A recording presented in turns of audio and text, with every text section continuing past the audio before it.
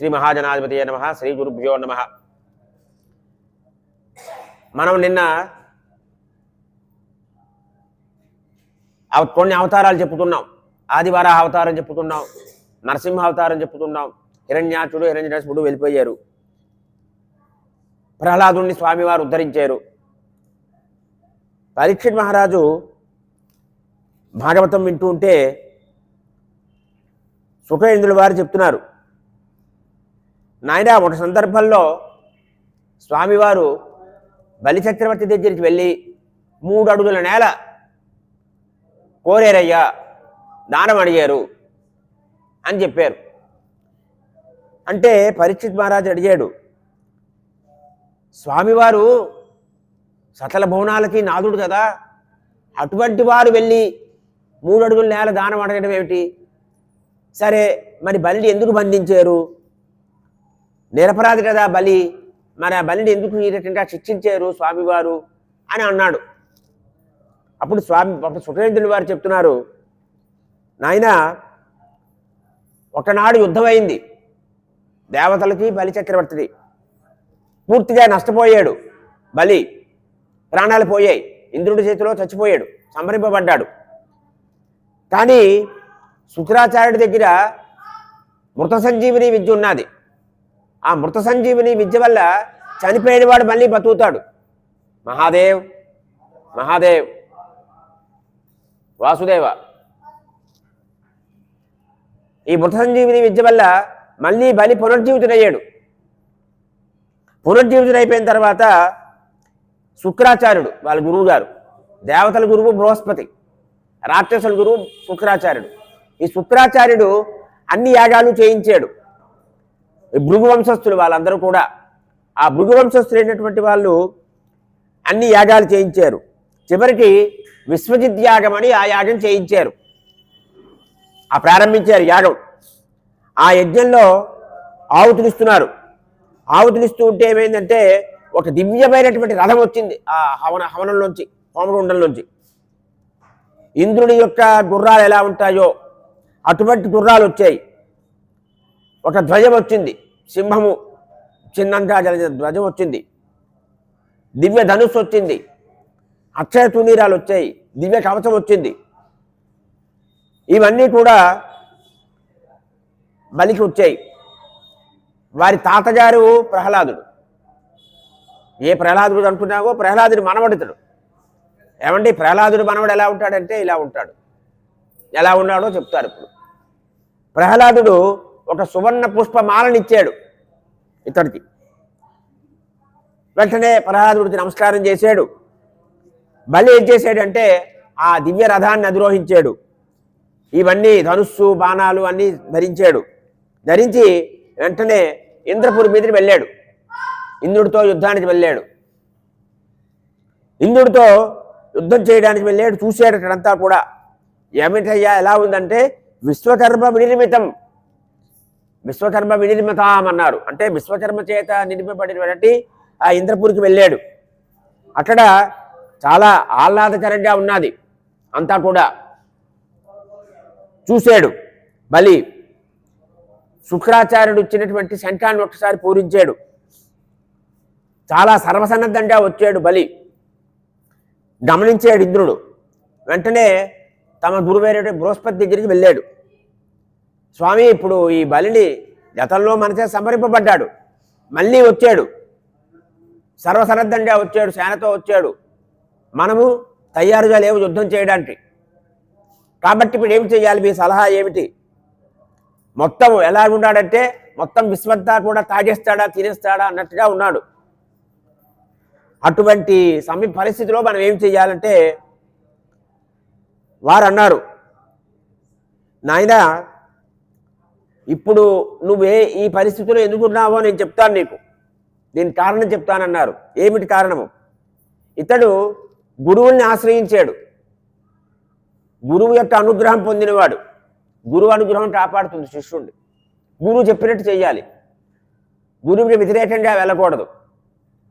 ఇతడు గురువు చెప్పినట్టు చేశాడు. గురువు ఏ యాగం చేయమంటే ఆ యాగం చేశాడు. ఇదే మాట గంధర్వుడు చెప్తాడు భారతంలో అర్జునుడికి. అర్జునుడితో యుద్ధానికి వస్తాడు. అప్పుడు అంటాడు, నీలాంటి వాడితో నేను యుద్ధం చేయడమే అసలు జరగకూడదు, జరిగిందంటే మీ గురువు లేడు, అందువల్లే ఇది అయింది అంటాడు. మీరు పురోహితుడిని పెట్టుకోండి అంటే అప్పుడు ధౌమ్యుడిని తెచ్చుకుంటారు పాండవులు. ఇవాళ ఆలోచిస్తే మన దేశానికి కూడా అదే ప్రధాన కారణం. దురాక్రమణలు అవుతున్నాయి, అయితే దైవీ శక్తి ఉంది కాబట్టి మనం గెలుస్తున్నాం. అసలు గంధర్వుడు చెప్పిన మాట ఏంటంటే, మీకు పురోహితుడు ఉండి మీరు అగ్నికార్యము హోమాలు చేస్తే మీ మీద ఎవరు దురాక్రమణ రాడు, ఆక్రమణే అవ్వదు. మీతో యుద్ధం చేయడానికి ఎవడు సాహసించడు, అసలు యుద్ధమే అసలు ప్రారంభం అవ్వదు. యుద్ధంలో జరగడం వేరే మాట. అక్కడ కూడా గంధర్వుడు పరాజితుడు అయిపోయాడు అర్జునుడి చేతిలో. అర్జునుడిదే పైచేయి అయింది, అయినప్పటికీ ఈ లోపాలని చెప్పాడు. ఇక్కడ బలిని జయించడం ఇప్పుడు సామాన్యం కాదు. నీ వల్ల ఏ పని కాదది, నీకు సాధ్యం కాదు. ఏమిటి చేయడము? కొంతకాలం పాటు మీరు నిరీక్షించాలి. ఇప్పుడు మంచి బ్రాహ్మణుల యొక్క తేజస్సుతోటి అతడు వాళ్ళ ఆశీర్వాదంతో మంచి బలపరాక్రమాలు పొందాడు. ఎప్పుడైతే అతడు మళ్ళీ ఈ బ్రాహ్మణుల్ని విప్రుల్ని అవమానిస్తాడో అప్పుడు మాత్రమే వీడు నాశనం అవుతాడు అని చెప్తే దేవతలందరూ కూడా స్వర్గం వదిలి వెళ్ళిపోయారు, ఖాళీ చేసేసారు స్వర్గం. మూటాముల్లా పట్టుకుని అక్కడి నుంచి పలాయనం చేశారు, ఇంక మన వల్ల అవదని. అంటే మనకి అనుకూలమైన సమయం లేనప్పుడు మనం ఒప్పుకోవాలి. వెళ్ళారు. భృగువంశీయులు ఏం చేశారంటే ఇతడి చేత 100 అశ్వమేధ యాగాలు చేయించారు. సామాన్యం కాదు, ఒక అశ్వమేధ యాగం చేయడమే కష్టం, 100 అశ్వమేధ యాగాలు చేయించారు. ఇంకా బలం పెరిగిపోయింది. ముల్లోకాల్ని కూడా జయించాడు. ముల్లోకాలు తన అధీనంలో పెట్టుకున్నాడు. ఎందువల్ల? బ్రాహ్మణుల యొక్క అనుగ్రహం. అంటే దైవాధీనం జగత్సర్వం, మంత్రాధీనంతో దైవతం, తత్మంత్రం బ్రాహ్మణాధీనం అన్నారు. అందువల్ల మంత్రానికి లొంగుతాడు పరమాత్మ, మంత్రానికి వశీకరుడు. మంత్రబలం ఉంటే పరమాత్మ అనుగ్రహం కలుగుతుంది. పరమాత్మ అనుగ్రహం కలిగితే నీకు అన్నీ అనుకూలం ఉంటుంది. అనుకూలం జగన్నాథం, అనుకూలం జగత్రయం. ప్రతికూలం జగన్నాథం, ప్రతికూలం జగత్రయం. జగన్నాథుడు అనుకూలంగా ఉంటే ముల్లోకాలు అనుకూలంగా ఉంటాయి. అనుకూలంగా కనుక ప్రతికూలంగా జగన్నాథుడు ఉంటే ముల్లోకాలు ప్రతికూలం అయిపోతాయి. ఈ రకంగా చేస్తే ఇక వీరి యొక్క మాత ఉన్నది అదితి. ఇంద్రుడు వాళ్ళందరికీ కూడా తల్లి ఎవరు? అదితి. ఆ అదితి కశ్యప మహర్షి వారి భార్య. ఆమె చాలా బాధపడ్డాది. ఎందుకు ఇలా నా పిల్లలు ఇలాగా ఎక్కడున్నారో తెలియదు, ఇల్లు బాసలు లేదు, పిల్లలు లేరు, ఎక్కడో చెట్నో పుట్నో తిరుగుతున్నారు, ఏమిటి దుస్థితి వెలుగొచ్చిందని బాధపడుతోంది. ఇంతలో కశ్యప మహర్షి వారు చాలా కాలం తర్వాత సమాధి స్థితిలో ఉన్నారు. వారు సమాధి స్థితిలోంచి కూడా ఒక్కసారి వారు బయటకు వచ్చారు. బయటకు వచ్చి ఈమె దగ్గరికి వచ్చారు, ఆశ్రమానికి వచ్చారు. ఒక గృహస్థ ఎలా ఉండాలో ఇక్కడ చెప్తారు మనకి. గృహస్థాశ్రమ ధర్మాలు ఎలా ఉండాలో చెప్తారు ఇక్కడ మనకి. వారు రాగానే ఈవిడ చాలా దుఃఖంతో కనిపిస్తోంది. దుఃఖం కలగడానికి కారణం ఏమిటి? కోరికలు. ఇప్పుడు వారు చెప్తున్నారు ఏ ఏ కారణాల వల్ల దుఃఖం రావచ్చో చెప్తున్నారు. ఏమమ్మా అలా ఉన్నావన్నారు అని మొట్టమొదటి వారు అడిగింది ఏంటంటే, జగత్తులో ధర్మం బాగుందా అని అడిగారు. ధర్మం బాగుందా అన్నారు. అంటే ఎప్పుడు మీరు చెప్పింది వాస్తవం, కోరికల వల్ల మనం దుఃఖం పొందుతాం. కానీ ఆయన చెప్పింది ఏంటి? ఎప్పుడు దుఃఖపడాలి? ధర్మానికి కనుక జ్ఞాని కలిగితే, ధర్మానికి హాని కలిగితే అప్పుడు నువ్వు దుఃఖపడాలి. ధర్మానికి హాని కలిగిందా అన్నారు. బ్రాహ్మణుడికి ఏమైనా హాని కలిగిందా అన్నారు. ఎందుకు? బ్రాహ్మణుడు ఉంటే నిత్యము అగ్నిహోత్రం చేస్తాడు, అన్నీ చేస్తాడు, కాపాడుతాడు. ఏమిటి చెప్తాడు వాడు? సర్వే జనా సుఖినో భవంతు అంటాడు. చేసినటువంటి అనుష్ఠానం అంతా కూడా సకల లోకాలు భువనాలన్నీ కూడా క్షేమంగా ఉండాలి, లోక కళ్యాణం జరగాలి, విశ్వశాంతి కలగాలి, ధర్మరక్షణ కలగాలి అనే ఉద్దేశంతో చేస్తాడు. వాళ్ళకి ఏమైనా ఇబ్బంది కలిగిందా? మానవులకు ఎవరికైనా సరే ఇబ్బందులు కలిగాయా, అశుభాలు కలిగాయా అని అడిగారు. ఆ 3 సందర్భాలు ఉంటేనే నువ్వు దుఃఖపడాలి. ఆ 3 ఏమైనా అయిందా నువ్వు దుఃఖంగా ఉన్నావు అని అడిగారు. ఇంకా అడుగుతున్నారు, నువ్వు గృహస్థాశ్రమ ధర్మంలో ధర్మార్థ కామాలు ఏమున్నాయో వాటిని అతిక్రమించలేదు కదా అని అడిగారు. నువ్వు ఇంటికి వచ్చినటువంటి అతిథిని గౌరవించడంలో ఏమైనా తప్పు జరిగిందా అని అడిగారు. ఇప్పుడు అంటున్నాను కదా, ఇంటికి వచ్చిన అతిథిని గౌరవించేటువంటి మర్యాద పాటించాలి. అక్కడ ఎప్పుడైనా నీ ఇంటికి వచ్చిన అతిథి వెళ్ళిపోయాడా? అతిథి పూజ పొందకుండా ఏ ఇంట్లోంచి అయితే అతిథి సత్కారము గౌరవం పొందకుండా వెళ్ళిపోతాడో అక్కడ అవి గృహాలు కావవి, అశుభాల నిలయాలు అయిపోతాయి అవి. అందుకు ఎప్పుడైనా మన జన్మలో ఒక్కడికైనా అతిథిని భోజనం పెట్టుకున్నావా అని ఆలోచించుకోవాలి మనం. మనమే తీర్థయాత్రలు తిరిగిపోతుంటే ఎప్పుడు ఇంట్లో ఉండకపోతే మన ఇంట్లో అతిథి వాళ్ళు చూస్తారు. అది అప్పచెప్పాలి, వేరే వారికి ఎవరైనా అప్పచెప్పాలి. ఎవరైనా వస్తే అయితే ఇవాళ అన్ని సాధనాలు వచ్చాయి, పూర్వం చెప్పకుండా చేయకుండా వచ్చేవారు. వాళ్ళు ఉన్నారు లేపర్లేదని వచ్చేవారు. ఇవాళ అన్ని ముందే వాళ్ళు చెప్తారు, మేము ఉన్నాం మీరు రాటండి ముందే చెప్పేస్తాం మనం. నేను దేశాంతరాలు వెళ్ళిన తర్వాత నువ్వు హోమాలు అవి చేయడంలో ఏమైనా ఇబ్బంది అయిందా అని అడిగారు. ఇవన్నీ చెయ్యాలి భార్య, సహధర్మచారిని ఆవిడ, ధర్మాచరణలో భర్తతో పాటు ఉంటుంది ఆవిడ. తర్వాత ఎవరైతే అగ్నిని ఆరాధిస్తారో, బ్రాహ్మణుని ఆరాధిస్తారో, అర్చన చేసి భగవంతుణ్ణి ఆరాధిస్తారో అటువంటి వాళ్ళు ఉత్తమమైన లోకాలను పొందుతారమ్మా. ఎందువల్ల? విష్ణు సర్వదేవాత్మనో ముఖం. ఈ పూజలన్నీ చేస్తే విష్ణువుకి ఆరాధన చేసిన ఫలితం. అగ్నిహోత్రం చేసావు, విష్ణుమూర్తి సంతోషిస్తాడు. నువ్వు అతిథి పూజ చేసావు, విష్ణుమూర్తి సంతోషిస్తాడు. ఇవి చేయకపోతే ఆయన ప్రసన్నుడు అవడు. అప్పుడు అజిత్ అన్నది, గోవులు బాగున్నారు, గోవులు బాగున్నాయి, ధర్మం బాగుంది, మానవులు బాగున్నారు, ధర్మార్థ కామాలన్నీ కూడా బాగానే కుశలంగా నడుస్తున్నాయి, ఏమీ ఇబ్బంది లేదు. అయితే మన సంతానం ఎవరైతే ఉన్నారో వాళ్ళు బిచ్చటుల్లా తిరుగుతున్నారు. కాబట్టి నా వల్ల ఏమీ ధర్మాన్ని జరగలేదు. వచ్చిన అతిథులకి అందరికీ కూడా నేను చేయవలసినటువంటి సేవలు చేస్తున్నాను. నీలాంటి వాడు నాకు ధర్మోపదేశం చేస్తే నేను సరి అయిన మార్గంలోనే ఉంటాను కదా అన్నది. అయితే నా శ్రేయస్సు కోసం నువ్వు ఆలోచించు. ఈ రాక్షసులు మన సంతానం యొక్క ధనాన్ని అపహరించారు, సంపదలు అపహరించారు, రాజ్యాన్ని అన్ని చేశారు, నువ్వు మమ్మల్ని రక్షించాలి అన్నది ఆవిడ. నా పుత్రుడికి మళ్ళీ ఐశ్వర్యం కలగాలి, మంచి ఉపాధి ఏదైనా చెప్పండి అన్నది. చెప్తే కశ్యప మహర్షి వారు కొంచెం మందహాసం చేశారట. ఆహా, విష్ణుమాయ ఎంత శక్తిగా ఉన్నది, విష్ణుమాయ యొక్క శక్తి ఎంత ఉన్నది అన్నారట. ఎందువల్లంటే విష్ణుమాయ వల్లే ఈ మోహం కలుగుతున్నది, విష్ణుమాయ వల్లే స్నేహబుద్ధి కలుగుతున్నది. అయ్యో వీళ్ళు నా వాళ్ళే, వాళ్ళకి పోయిందే మనం అనుకున్నట్టు కదా. ధృతరాష్ట్రుడు మామకాహ పాండవ చేయవ, ఇప్పుడు ఈవిడికి కూడా అదే వచ్చింది భావన. అయ్యో నా పిల్లలు ఇబ్బందులు పడిపోయారు, దితి సంచానం వాళ్ళు దైత్యులు, దితి పుత్రులు వాళ్ళు, అదితి వీళ్ళు ఇబ్బంది పడ్డారే, వాళ్ళు రాజ్యం పొందేరే అనే భావన ఈవిడికి కూడా వచ్చిందంటే విష్ణుమాయ కదా అనుకున్నారు. అని ఈ పాంచభౌతికమైనటువంటి దేహం ఎక్కడున్నది, ఆ ఆత్మ ఎక్కడున్నది, ఈ రెండింటికి ఎవరు పిల్లలు, ఎవరు తండ్రి, ఎవరు తల్లి, ఇవన్నీ విష్ణుమాయ వల్లే కదా, మోహం అంతా కూడా దీనికి కారణం కదా అన్నారు.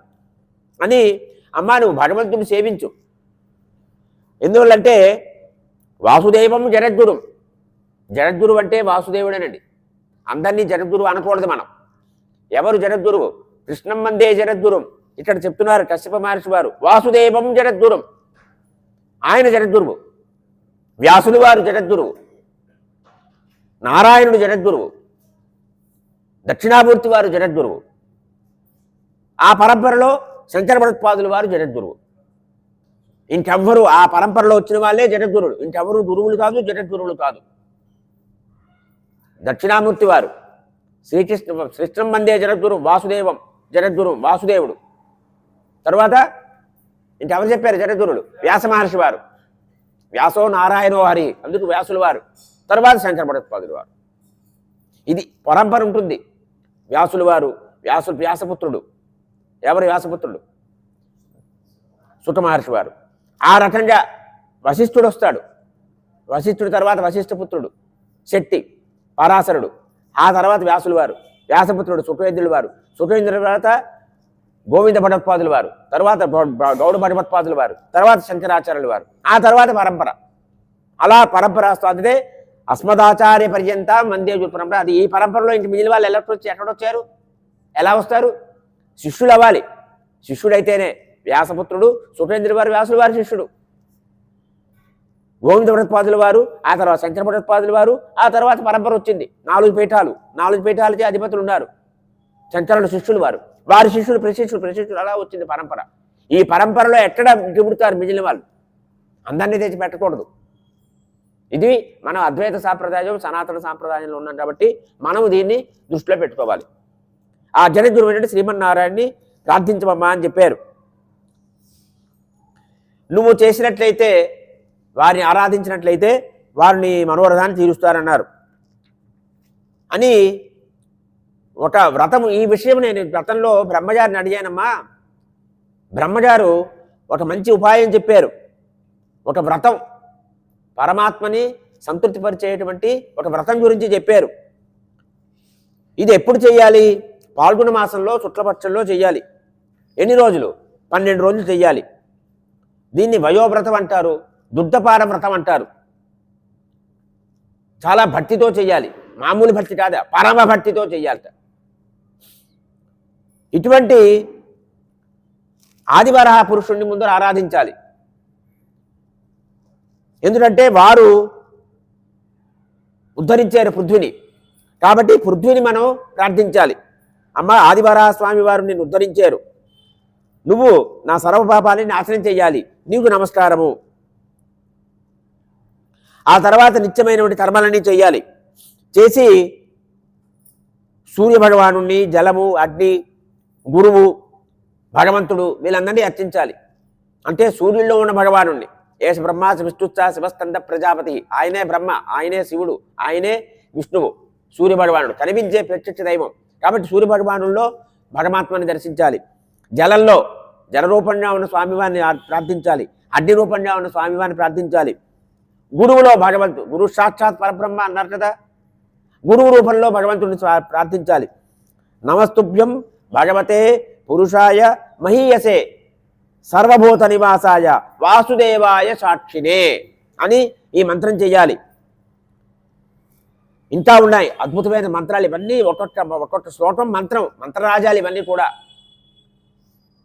నమశివాయ రుద్రాయ నమశక్తి ధరాయ చ సర్వ విద్యాధిపతయే భూతానాం పతయే నమః. ఇదే గురవే సర్వలోకానాం హృదయే సర్వ విద్యానాం అంటారు కదా, ఇక్కడ సర్వ విద్యాధిపతయే అన్నారు. ఇక్కడ సర్వ విద్యలకి ఆయనే అధిపతి. అటువంటి శివుడికి నమస్కారం. ఆ శివుడు వేరు, కేశవుడు వేరు కాదు. ఇదేమిటండి, కేశవుడి గురించి వ్రతం చెప్తూ శివుడు చెప్పారంటే శివకేశవుడిద్దరూ ఒకటే. మొత్తం అంతా కూడా అభేదము, హరిహరులిద్దరూ ఒకే స్వరూపము. అదే చెప్తున్నారు. నమో హిరణ్య గర్భాయ ప్రాణాయ జనతాత్మనే యోగేశ్వర శరీరాయ నమస్తే యోగహేతవే అని హిరణ్య గర్భమైనటువంటి వారికంటే బ్రహ్మచారికి నమస్కారం చేశారు. నమస్తే ఆదిదేవాయ సాక్షిభూతాయ తే నమః నారాయణాయ ఋషయే వరాయ హరయే నమః అని, హరయే నమః అని ఆ స్వామి నారాయణ స్వరూపమైనటువంటి వారికి నమో మరటతశ్యామ వపుషే అదితశ్రియే కేశవాయ నమస్తుభ్యం నమస్తే పీతవాససే. ఒక్కొక్క శ్లోకం వదల్లా అనిపించడం లేదు, అద్భుతమైన శ్లోకాలు. ఆ తరువాత ద్వాదశాక్షరి మంత్రంతో అర్చన అన్ని చెయ్యాలన్నారు. ఆ 108 మార్లు మంత్రజపం చేయాలన్నారు. ఆ స్వామివారిని స్తుతి చేయాలన్నారు. ఎవరైతే బ్రాహ్మణోత్తములు ఉంటారో వారందరికీ భోజనం అది ఏర్పాటు చేసి ఆ తర్వాత దాన్ని ప్రసాదంగా తీసుకోవాలన్నారు. ఆ రాత్రి బ్రహ్మచర్యం పాటించాలన్నారు. ఈ రకంగా మొత్తం 12 రోజులు చెయ్యాలి, హోమం చెయ్యాలి. ప్రతిరోజు కూడా పాడ్యం నుంచి త్రయోదశి వరకు బ్రహ్మచర్యంతో భూశయనంతో 3 సంధ్యల్లోని స్నానం చేస్తూ. ఎందువల్లంటే స్నానం వల్ల శరీరం శుద్ధవుతుంది, ధ్యానం వల్ల మనసు శుద్ధవుతుంది, దానం వల్ల ధనం శుద్ధవుతుంది. तन की शुद्धि स्नान से, मन की शुद्धि ध्यान से, धन की शुद्धि दान से. ఈ 3 చేయాలి. చేయడం వల్ల శుద్ధి అవుతూ ఉంటుంది. మనం అనుకున్నట్టుగా ధ్యానం చేసేటప్పుడు గోప్యంగా చేయాలి, ప్రచారం లేకుండా, ఆర్భాటం లేకుండా. ఈ రకంగా గోవుల్ని సంతృష్టిపరచాలి, విష్ణువు యొక్క ఆరాధన చేయాలి అని. విష్ణు భగవానుడు ఎప్పుడు సంతృష్టి పొందుతాడండి అని చెప్తున్నారు. విష్ణువుని సంతృష్టి చేయాలమ్మా అన్నారు. దాని తర్వాత చెప్తున్నారు భగవంతుడు సంతృప్తి పొందాలంటే ఏం చెయ్యాలట? దీనుడైన వాళ్ళకి నువ్వు అన్నం పెట్టాలి. దీనుడు వాడిని రానివ్వండి అని దూరం చేస్తాం మనం వాళ్ళని. ఎవడికి అవసరం లేదో వాడికి ఇంకా తినండి అని పెడతాం. ఎవరికి అవసరం ఉందో వాడిని మీరు రాకూడదు పోండి అని పంపించేస్తాం, ప్రస్తుతం. అదే మాయ. దీనులు, అంధులు ఎవరైతే ఇటువంటి వాళ్ళు ఉంటారో అటువంటి వాళ్ళు కనుక తిన్నట్టయితే, నీ ఇంట్లో భోజనం చేస్తే పరమాత్మ తిన్నట్టుగా లెక్క. స్వామి సంతృప్తి పొందుతారని చెప్పారు. ఈ పయోవ్రత నామమైనటువంటి వ్రతాన్ని చెయ్యమ్మా అని చెప్పారు. స్థిరచిత్తంతో చెయ్యి అన్నారు. ఇది ఏమిటి అంటే, వ్రతమా అంటే ఇది వ్రతం కాదు, సర్వయజ్ఞం అన్నారు. ఇది ఎందువల్ల? సర్వయజ్ఞాలు చేస్తే ఏ ఫలితం వస్తుందో ఆ ఫలితం ఈ వ్రతం చేస్తే వచ్చేస్తుంది చెప్పారు. ఆమె ఏ రకంగా ఇవి చెప్పగానే చెప్పారండి నేను చేయలేదంటాం. చాలాసార్లు చూడండి, వారు చెప్పారండి కానీ నాకేమిటో అంటే టైం కుదరటం లేదంటాం. అదే మాయ. మనకి భారతంలో కానీ భాగవతంలో కానీ ఏదైనా చెప్పారంటే వెంటనే చేయడమే, ఏదో వినడం కాదు. ఏదో ప్రవచనం ఉండే ఎప్పుడోసారి ప్రవచనంలో చెప్పారు కానండి నాకు ఎట్ట టైం అవుతుందండి అయిపోయింది, పక్కన పెట్టేశారు. మరి ప్రవచనం ఎందుకు, వినడం ఎందుకు, ఆచరణలో పెట్టినప్పుడు? డాక్టర్ గారు మందులన్నీ చెప్పారండి నేను కొనలేదండి వాళ్ళేదండి అంటే నీ జబ్బు ఎలా తట్టుతుంది? మరి ఆ జబ్బే తగ్గినప్పుడు ఈ జబ్బు తట్టుతుందా? ఏకాగ్ర బుద్ధితో ఆవిడ చేసిన తర్వాత వెంటనే ఒకనాడు పీతవాస చతుర్బాహు శంఖచక్రధాధర భగవాన్ ఆదిపురుషుడైనటువంటి శ్రీమన్నారాయణ సాక్షాత్కరించాడు. వెంటనే చూడండి, 12 రోజులు వ్రతం చేసింది వచ్చేసాడు స్వామి. ఇవాళ రాడా? ఇవాళ కూడా వస్తాడు. ఆయన వచ్చాడని నీకు తెలీదు. వాళ్ళు వచ్చారా, వీళ్ళు వచ్చారా, వాళ్ళు కాఫీ తాగారా, వీళ్ళు టిఫిన్ చేశారా, వాళ్ళు రాత్రి ఉంటారా, వాళ్ళకి ఏసీ రూమ్ వచ్చిందా, వాళ్ళ కారు వెళ్ళిందా, మీద చూస్తుంది. కానీ స్వామి వచ్చారు, స్వామిని చూడాలనే బాధ ఉందా నీకు? అక్కడికి వచ్చిన వాళ్ళు కూడా వాళ్ళు వీళ్ళు మాట్లాడుకోవడమే. నీకు వాళ్ళు ఎలా ఉంది, నీకు వాళ్ళు ఎలా ఉంది, ఇవి మాట్లాడుకోవడం అయిపోతుంది. అయ్యో స్వామి వస్తారేమో మనం చూద్దామనే భావన ఉండదు, నీ దృష్టి లేదు. అందువల్ల వాళ్ళు వచ్చినా నీకు తెలియటం లేదు వచ్చినట్టుగా. నువ్వు ఆ స్థితిని దూరం అయిపోయావు. మంత్రానికి ఆనాడు ఎంత శక్తి ఉందో ఇవాళ అదే శక్తి ఉంది. ఉపాసనకి ఆనాడు ఎంత శక్తి ఉందో ఇవాళ అదే శక్తి ఉంది. ఒక్కొక్కసారి స్వామి అనుగ్రహిస్తుంటారు, వారు అనుగ్రహించారని కూడా మనకు తెలియదు. సరే, హరయే నమః. వెంటనే స్వామివారు ఒక్కసారి సాష్టాంగ నమస్కారం చేసింది అదితిమాత. మాట్లాడలేకపోయింది. ఏ స్వామివారిని ధ్యానించిందో ఆ స్వామివారి సాక్షాత్ ఎదురుంటే నోరు అసలు వెళ్ళలేదు ఆవిడికి. ఏమి చేయాలో పాల్పోలేదు. ఉబ్బి తబ్బిబ్బైపోయింది. ఆనందాశ్రువుడు నేత్రాల బట్టి పడిపోతున్నాయి. దేహం అంతా పులకించిపోయింది. గడ్గత స్వరంతో ఒక్కసారి స్వామివారిని స్తుతి చేయడం మొదలుపెట్టింది. యజ్ఞేశ, యజ్ఞ పురుష, అచ్యుత, తీర్థపాద, తీర్థశ్రవ, శ్రవణ మండల నామధేయ, ఆపండలోట రుజినోప సమోదయాద్య సంనః హృదీశ భగవన్నసి దీననాథ. దీననాథుడు ఆయన. శ్రవణ మండల నామధేయ, ఆయన పేరు వింటేనే మండలం కలుగుతుంది. అటువంటి స్వామి నువ్వు. స్వామి సకల తీర్థాలు ఆయనలో ఉన్నాయి. విశ్వాయ అని ఈ రకంగా అద్భుతమైనటువంటి స్తుతి చేసింది. స్వామి ఈ ధర్మ అర్థ కామ మోక్షాలు, అపరోక్ష జ్ఞానము ఇవన్నీ కూడా అనుగ్రహించేటువంటి వాడివి నువ్వే కదా. వెంటనే స్వామివారు అన్నారు, అమ్మా దేవమాత అన్నారు. దేవమాత అన్నారు అంటే దేవతలకి మాత ఆవిడ. స్కందమాత అని అమ్మవారిని ఎలా అంటామో పార్వతీ అమ్మవారు, అలాగా ఈవిడ దేవమాత. అమ్మా దేవమాత, శత్రువుల చేత నీ బిడ్డలు ఇబ్బందులు పడుతున్నారు. నీ మనసులో ఉన్న కోరిక నాకు తెలుసును. ఆయన తెలీదా? మనం చెప్పుకోవాలా? మనం కోరికలు కోరక్కర్లేదండి, ఆయన తెలుసును. శంకరులు అంటారు యథాయోగ్యం తదాకూరు అన్నారు. నా యోగ్యత ఎలా ఉంటే అలా చెయ్యమ్మా అన్నారు వారు. అంతే. అదే మనం కూడా, స్వామి నీ ఇష్టం. మనం ఎవరండి శాసించడానికి? నాకు ఇది అది అని మనం అడగకూడదు అసలు. అందుకే స్వామివారిని మనసులో ఉన్న కోరిక నాకు తెలుసునమ్మా. ఇప్పుడు ఇంద్రుడు ఇత్యాది నీ పుత్రులందరూ కూడా శత్రువుని సంహరించాలి. అదేట దాని కోరిక, వాళ్ళకి మళ్ళీ ఐశ్వర్యం రావాలి, ఇదే నీ కోరిక కదా అన్నారు. అని అయితే ఒక విషయం అమ్మా, ఇప్పుడు పరిస్థితుల్లో వాళ్ళని సంహరించడం సాధ్యం కాదు. స్వామివారు చెప్తున్న మాట, వాళ్ళని సంహరించడం సాధ్యం కాదు. ఎందువల్ల? వాళ్ళు బ్రాహ్మణుల యొక్క ఆశీస్సులు ఉన్నాయి, వాళ్ళకి యజ్ఞయాగాలు చేస్తున్నారు వాళ్ళు. అందువల్ల వారిని సంహరించడం సాధ్యం కాని పని. అయితే నువ్వు చాలా శ్రద్ధతో ఆరాధన చేసావు కదా అని వెళ్ళిపోయారా స్వామి? వెళ్ళిపోతే మీకు ఆరతి తేడా, మీకు నాకు ఆరతి ఉన్న తేడా ఏమిటి? భక్తవత్సలుడు ఆయన, కోరిన కోరికను తీర్చకుండా వెళ్ళరు వారు, దానికి ఆయనే ఏదో అవస్థ పడతారు.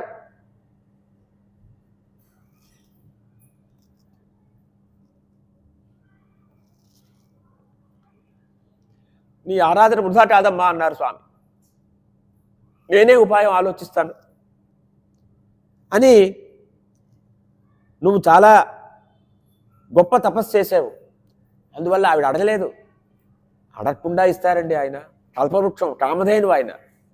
మనం అడగడం ఎందుకు? ఆవిడ అడిగిందా? నేనే నీ కడుపును పుడతానమ్మా అన్నారు ఆయన. అది భక్తవత్సల భగవానికి.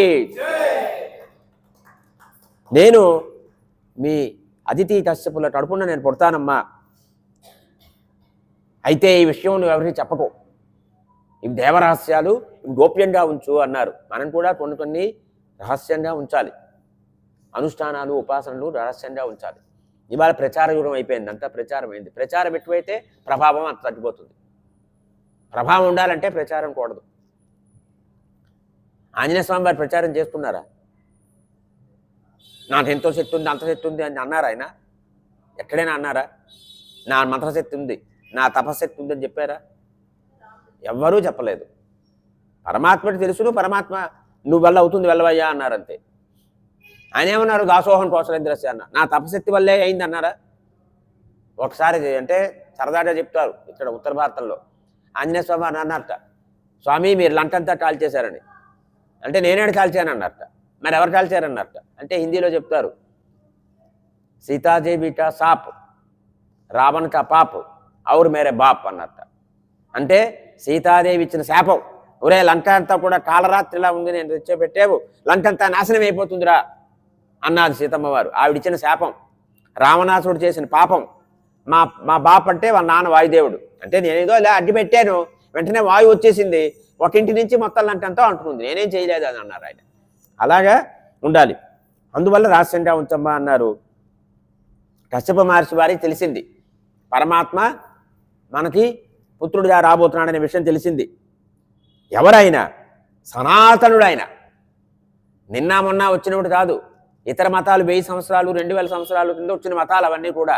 మన విష్ణుమూర్తి సనాతనుడు, మన ధర్మం సనాతన ధర్మం. ఎప్పుడు వచ్చిందో తెలియదు, ఎలా వచ్చిందో తెలియదు. మన ధర్మాన్ని ఎవరు ప్రారంభించలేదు, అది మనం తెలుసుకోవాలి. సనాతనుడైనటువంటి ఆయన వెంటనే గర్భంలో ప్రవేశించారు. నిన్న అన్నాను కదా, బ్రహ్మగారు వచ్చేసారు వెంటనే. ఎవరైనా స్వామివారు అవతారం దాలుస్తున్నారంటే మొట్టమొదటి స్థుతి చేసింది ఆ భాగ్యం పొందిన వారు బ్రహ్మగారు. జయో రుడాయ భగవన్ రుద్రమనోస్తుతే, నమో బ్రహ్మణ్యదేవాయ త్రిగుణాయ నమో నమః. నమస్తే పుష్ణిగర్భాయ వేదగర్భాయ వేదసే, త్రినాభాయ త్రిపుష్టాయ శిపివిష్టాయ విష్ణవే. నాయన ముల్లోకాల్ని కూడా నువ్వే సృజిస్తుంటావు, చేస్తుంటావు. పూర్వం కూడా ఈ పుష్టికి నువ్వు పుత్ర రూపంలో జన్మించేవు, వేదాలు ఎప్పుడు కూడా నిన్నే ప్రకాశింపచేస్తుంటాయి అన్నారు. ఈ రకంగా బ్రహ్మగారు స్తుతి చేశారు. చూసిన తర్వాత ఎవరికైతే జననము మరణము అనేటువంటి చక్రం లేదు, అటువంటి శ్రీమన్నారాయణుడు చతుర్భుజ రూపంలో శంఖము చక్ర గద పద్మము ధరించి ఆయన దితి గర్భంలో ప్రాదుర్భవించారు అన్నారు. స్వామివారు పుట్టారు అనకూడదు, స్వామివారు ఆవిర్భవించారు, స్వామివారు అవతరించారు అనాలి. స్వామివారు దేహత్యాగం అనకూడదు, అవతార సమాప్తి చేశారు అనాలి. అలాగే మానవ మాతృలకి పుట్టడాలు మరణించడాలు, వీరికి అవతారం దాలుస్తారు, అవతార సమాప్తి చేస్తారు. అసాధారణమైన సౌందర్యంతో ఉన్నారు, వనమాల ధరించున్నారు. ఆ కశ్యప ప్రజాపతి గృహంలో ఉన్న అంధకారం అంతా కూడా పోయింది, ఒక్క తేజోమయంగా కనిపిస్తోంది. అంతా ప్రకృతి అంతా కూడా పులకరించిపోయింది. అప్పుడు గోవులు, దేవతలు, బ్రాహ్మణులు, పర్వతాలు అన్నీ కూడా హర్షం హర్షం హర్షం వచ్చేసింది. ఎప్పుడు వచ్చారయ్యా? శ్రోణాయాం శ్రవణద్వాదశ్యాం ముహూర్తే అభిజిత్ ప్రభు సర్వే నక్షత్రతారా జన్మ దక్షిణం. శ్రావణ మాసంలో ద్వాదశి నాడు చంద్రుడు శ్రవణ నక్షత్రంలో ఉన్న సమయంలో అభిజిత్ ముహూర్తంలో స్వామివారు శుభలగ్నంలో అవతరించారు. జై బోలో వామన భగవానికి. ద్వాదశ్యాం సవితాధిష్టన్ మంజురుతోరుప విజయా నామసా ప్రోక్త యస్సాం జన్మ విదుర్హరే. అందువల్లే ఆ ద్వాదశికి విజయ ద్వాదశి అని పేరు వచ్చింది. అంటే స్వామివారు అవతరించి దేవతల విజయాన్ని అందించారు కాబట్టి విజయ ద్వాదశి. వెంటనే శంఖములు దుందువులన్నీ మోగై తమ్మటుం వామనం దృష్ట్వా మోదమానా మహర్షయః కర్మాని కారయామాసు పురస్కృత్య ప్రజాపతిం. వటు రూపంలో వచ్చారు ఆయన. వామనమూర్తి వారు వటు రూపంలో వచ్చారు, బాలబ్రహ్మచారి రూపంలో వచ్చేశారు. మహర్షులందరూ కూడా సంతోషించారు, వారిని స్తుతి చేశారు. కశ్యప మహర్షి వారు ఆదిత్య జాతకర్మలన్నీ చేయించారు. అప్పుడు వామనమూర్తి వారికి ఉపనయనం అయింది. ఉపనయనం అయితే చూడండి ఎవరెవరు వచ్చారో ఏమి చేశారో ఆలోచించండి ఒక్కసారి. తస్యోపనీయమానస్య సావిత్రీం సవితా బ్రవీతు. సూర్యారాధనే సావిత్రి ఉపాసన, గాయత్రి ఉపాసన సూర్యారాధన. అందువల్ల సాక్షాత్తు సూర్యభగవానుడు వచ్చి స్వామివారికి గాయత్రి మంత్రోపదేశం చేశారు. బృహస్పతి గారు ఏం చేశారు? బృహస్పతి బ్రహ్మసూత్రాన్ని బృహస్పతి ఇచ్చాడు. మేఖలాం కశ్యపో దదాతు. ఈ మేఖల అని బ్రహ్మసూత్రం అని యజ్ఞసూత్రం అది. ఆ యజ్ఞసూత్రాన్ని బంధిస్తారు. మేఖల అనేది కశ్యపుడు ఇచ్చాడు. దదో కృష్ణాదినం భూమి దండం సోమో వనస్పతి కౌపీనాచ్ఛాదనం మాత దౌచత్రం జగతపతే. పృథివీ కృష్ణాజినం అని అది ఇచ్చింది. సోముడు దండం ఇచ్చాడు. అదితి మాత కౌపీనం ఇచ్చింది. స్వర్గము స్వామివారికి ఛత్రాన్ని ఇచ్చింది. ఇవన్నీ కూడా ఉపనయన సంస్కారంలో ఇవన్నీ ఉపకరించేటువంటివి. కమండలం వేదగర్భ. బ్రహ్మగారు కమండలం ఇచ్చారు. కుశాన్ సప్తర్షయో దదుహు. అంటే దర్భలు ఉండాలి బ్రహ్మచారికి. ఆ దర్భలన్నీ కూడా సప్తర్షులు ఇచ్చారు. అక్షమాల మహారాజా సరస్వత్యాత్మన. సరస్వతీదేవి అక్షమాల ఇచ్చింది, జపమాల ఇచ్చింది. ఇంకా ఉంది చూడండి. తస్మా ఇచ్చుపనీతాయ యక్షరాట్టు పాత్రికామాదాతు. కుబేరుడు వచ్చి భిక్షాపాత్ర ఇచ్చాడు. ధనాధిపతి కుబేరుడు, శివుడి యొక్క అనుగ్రహం పొంది ధనాధిపతి అయినటువంటి వాడు. భిక్షాం భగవతి సాక్షాదుమాదాదంబికా సతీ. సాక్షాత్తు అన్నపూర్ణే సదాపూర్ణే శంకర ప్రాణవల్లభే జ్ఞానవైరాట సిద్ధార్థం భిక్షాందేహిత పార్వతి అంటామే. ఆ అన్నపూర్ణ ఉమాదేవి ఆవిడ వచ్చి భిక్ష మొదటి భిక్ష చేశారు అమ్మవారు. మొదటి భిక్షని అమ్మవారి దగ్గర నుంచి తీసుకున్నారు ఆయన. మాతా భిక్షాందేహి అంటాం కదా, జగన్మాత నుంచే తీసుకున్నారు స్వామివారు భిక్ష. ఈ రకంగా ఎలా ఉన్నారు స్వామివారు? బ్రహ్మ తేజస్సుతో ఉన్నారు. ఆ సభలో చాలా దేదీప్యమానంగా ఉంది. వామను వారు వెంటనే యజ్ఞ సంబంధమైనటువంటి క్రతువు అంతా చేశారు, అనుష్ఠానం అంతా చేశారు. చేసి అక్కడ అశ్వమేధ యజ్ఞాలు చేసేటువంటి వాడు బలి గురించి విన్నారు వారు. వెంటనే బలి ఉన్న దగ్గరికి, బలి ఎక్కడైతే యజ్ఞాలు చేస్తున్నాడో అక్కడికి బయలుదేరారు స్వామివారు. ఎక్కడిది? నర్మదా తీరంలో ఉన్నది. ఈ నర్మదా తీరానికి వెళ్ళారు స్వామివారు. ఎలా ఉన్నారు వారు? తేజోవంతంగా ఉన్నారు. అక్కడ ఉన్న ఋత్విక్కులందరూ కూడా చూస్తున్నారు. ఎవరయ్యా ఆయన వచ్చేస్తున్నాడు ఇలాగా, ఇంత తేజస్సుతో ఉన్నాడే అని అందరూ ఆశ్చర్యంగా చూస్తున్నారు. ఎవరితడు వచ్చిన వాడు? ఇతడు ఛత్రం ఉన్నది, దండం ఉన్నది, కమండలం ఉంది, కమండలంలో నీళ్లు ఉన్నాయి. అశ్వమేధ యజ్ఞం జరుగుతున్న మండపంలో ప్రవేశించారు స్వామివారు. యజమానుడైన బలి కూడా చూశాడు ఒక్కసారి. మహాదేవుడే ఇలా వచ్చాడా అనుకుంటున్నారు కొంతమంది. బలి చక్రవర్తి చూశాడు, పాద ప్రక్షాళన చేయాలనుకున్నాడు. వచ్చి పాద ప్రక్షాళన చేశాడు. అవి ఆ శిరస్సు మీద జల్లుకున్నాడు. అంటున్నాడు, స్వాగతంతే నమస్తుభ్యం బ్రహ్మన్ కిం కరవామతే బ్రహ్మశ్రీనాం తపస్సాక్షా మన్యే త్వార్య వపుర్ధరం. స్వాగతం తే మహాభాగా అన్నట్టుగా, మహానుభావ స్వాగతము, సుఖంగా జరిగిందే ప్రయాణం? ఇది అడగవలసిన ప్రశ్న.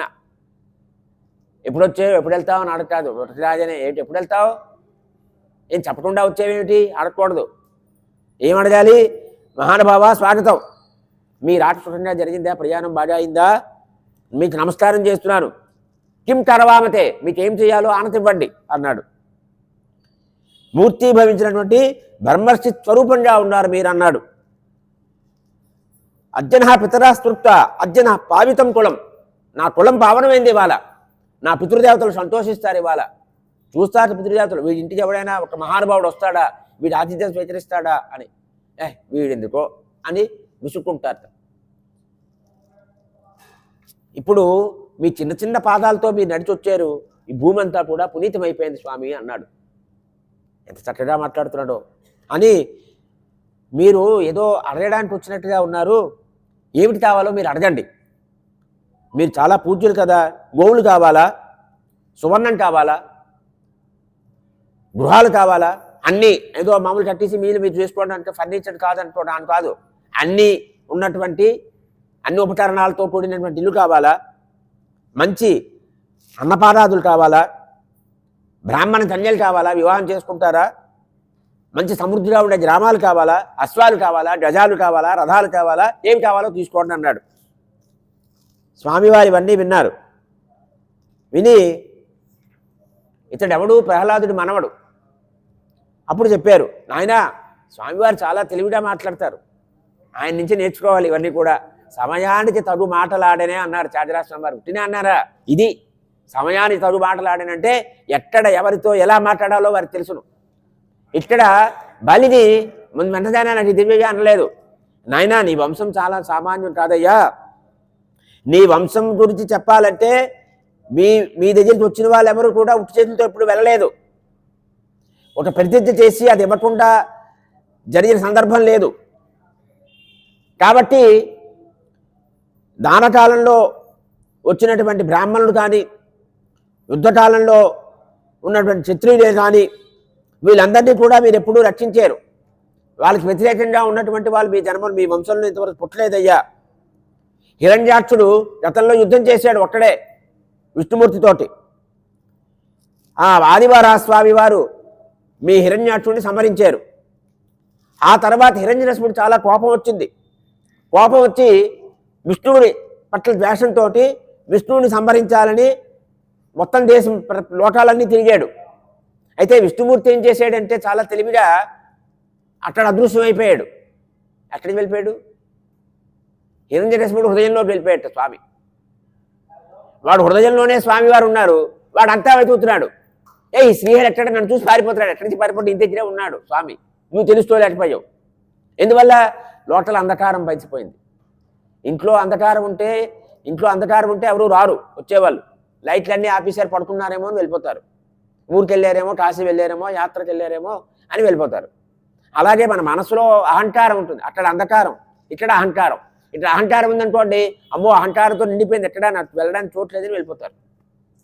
ఇప్పుడు నిండిపోయింది అనుకోండి, వచ్చిన వాళ్ళు చూస్తారేమో, నమస్కారం ఇక్కడి నుంచే మనం వెళ్ళలేమని వెళ్ళిపోతారు. ఆ రకంగా అయిందయ్యా అని విష్ణుమూర్తిని తెలుసుకోలేకపోయాడు. తరువాత స్వామివారి చేతిలో అతడు కూడా హతుడైపోయాడు. ఇక పిత ప్రహ్లాదపుత్రస్తే తద్విద్వాన్ ద్విజవత్సల. ఇక ప్రహ్లాదుడు ఉన్నాడే మీ తాతగారు, ఆయన చాలా బ్రాహ్మణ వత్సలుడయ్యా. ఆ ప్రహ్లాదుడి పుత్రుడైనటువంటి నీ తండ్రి గారు కూడా విరోచనుడు, అతడు కూడా చాలా బ్రాహ్మణభక్తి ఉన్నటువంటి వాడు. ఇక మీకు శుక్రాచార్యులు ఇత్యాది బ్రాహ్మణులందరూ ఉన్నారు మీతోటి, ఇటువంటి మంచి కులంలో పుట్టేవయ్యా నువ్వు అన్నారు. అంటే బలి అంటున్నాడు, మీరు చెప్పినవి అన్నీ వృద్ధ సమ్మతాలంటే పెద్దవాళ్ళందరూ కూడా ఒప్పుకుంటారు మీరు చెప్పిన వాటితోటి. కానీ నువ్వు చిన్నపిల్లడు కదా, నీకు ఇంకా బుద్ధి ఇంకా అజ్ఞానంలా ఉన్నది అంటున్నాడు. నీ అజ్ఞానం, వాడిని అజ్ఞానం అంటున్నాడు వాడు. పరమాత్ముడు అంటున్నాడు, నువ్వు మాట్లాడిన మాటలు పెద్దవాళ్ళ మాటలే మాట్లాడావు, పెద్దవాళ్ళందరూ ఓహో బాగుంది అంటారు, కానీ నీ బుద్ధి ఇంకా అజ్ఞానంలో ఉన్నట్టుందయ్యా, చిన్నపిల్లడు కదా, బాలచేష్టలు అన్నాడు. అందువల్ల నీకు స్వార్థం అంటే ఏమిటి అనేది నీకు ఇంకా తెలీదు. అంటే చెప్తారు కదా, ముందు స్వార్థం తర్వాత పరమార్థం అంటారు కొంతమంది. అది మాట్లాడుతున్నాడు బలి ఇక్కడ. బలి హృదయంలో అది ఉంది, ముందు నాకు, నాది కావాలి, నాకు కావాలి, నా తర్వాతే ఎవడైనా అనే భావన. నీ మాటల్లో అది లేదనుకున్నాడు అని. అంతే ఊరుకున్నాడా? నేను జంబూద్వీపాలు కూడా దానం చేసే సామర్థ్యం ఉన్నవాడిని కదా, నన్ను ప్రసన్నుడు చేసుకొని స్వామివారు అడిగారు, నాకు 3 అడుగుల నేల ఇవయ్యా చాలు అన్నారు. అంటే జంబూద్వీపం కూడా ఇస్తానయ్యా నీకు, ఏమి కావాలంటే అది ఇస్తానంటుంటే 3 అడుగుల నేల అంటుంటే నీకు బుద్ధిహీనుడు నువ్వు అన్నాడు. స్వామివారిని అంటున్నాడు బుద్ధిహీనుడని. అంటే నీకు బుద్ధి లేదయ్యా అన్నాడు. పదత్రయం మృణీతోయో బుద్ధిమాల్ విపదాశం, నీకు బుద్ధి లేదు, అసలు ఆలోచన జ్ఞానం లేదేమిటి నీకు?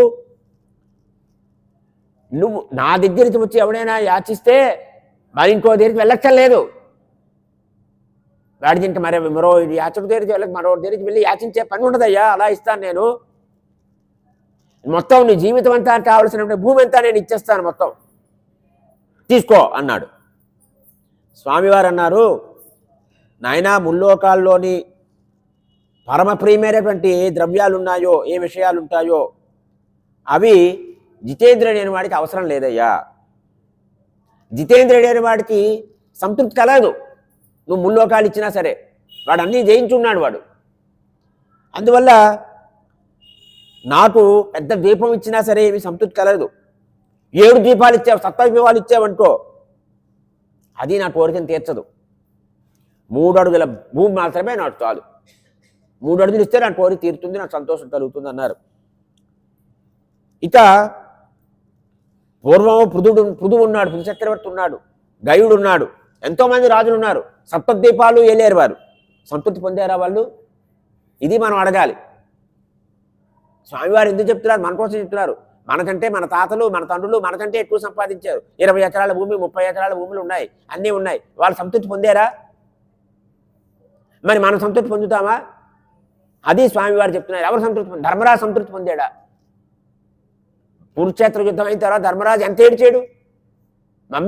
మామూలు మనిషి అవలేకపోయాడే. భీష్ములు వారు చెప్పారు, శ్రీకృష్ణ స్వామి వారు చెప్పారు, ఎంతమంది చెప్పినా ఇంకా బాధపడుతూనే ఉండేవాడు. అయ్యో ఇది ఎత్తుడు కూడు తింటున్నానే అని బాధపడ్డాడు. సంతృప్తి చెందాడా? ఆ అడవులో ఉన్నప్పుడే సంతృప్తిగా ఉండేవాడు. ప్రారబ్ధ వశం చేత ఏదైతే వస్తుందో దానితోటే సుఖంగా ఉండాలి. ఇంతకు మిక్కిలి రాదుగా, నేను అన్యుల కొలిచేది లేదురా అన్నారు రామదాసు గారు.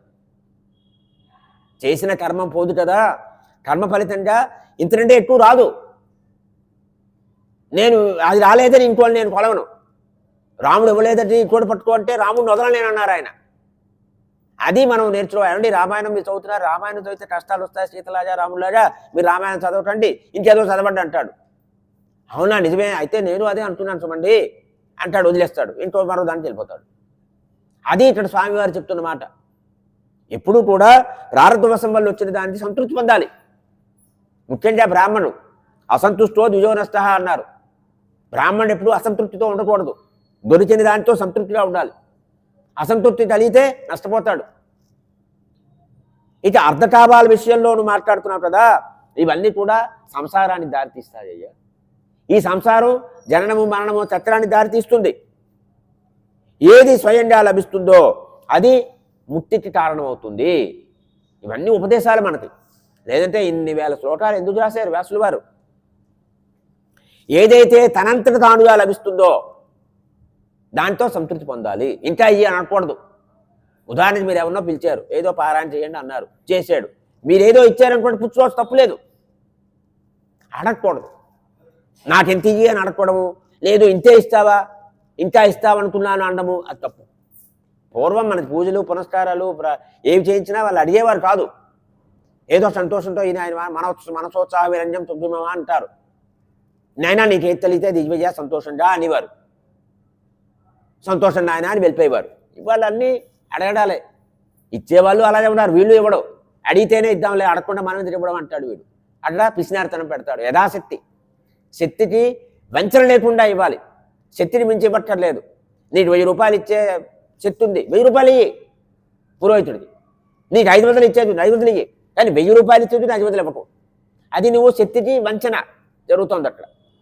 2000 ఇవ్వద్దు, శక్తికి మించకుండా, శక్తికి మించి ఇవ్వద్దు, శక్తికి వంచన చేస్తూ ఇవ్వద్దు, యథాశక్తి నువ్వు ఇవ్వాలి. అనుష్ఠానం కూడా అంతే. అందువల్ల నువ్వు జాతరలో చాలా శ్రేష్ఠుడివి. 3 అడుగుల నేల మాత్రం అడిగానయ్యా, దీంతోటే నేను కృతార్థుని అవుతాను. ఏదైనా సరే మనకి ఎంత అవసరమో అంతవరకే తీసుకోవాలి. మన అవసరాన్ని మేము తీసుకుంటే అది దొంగతనం. అందరూ దొంగలే.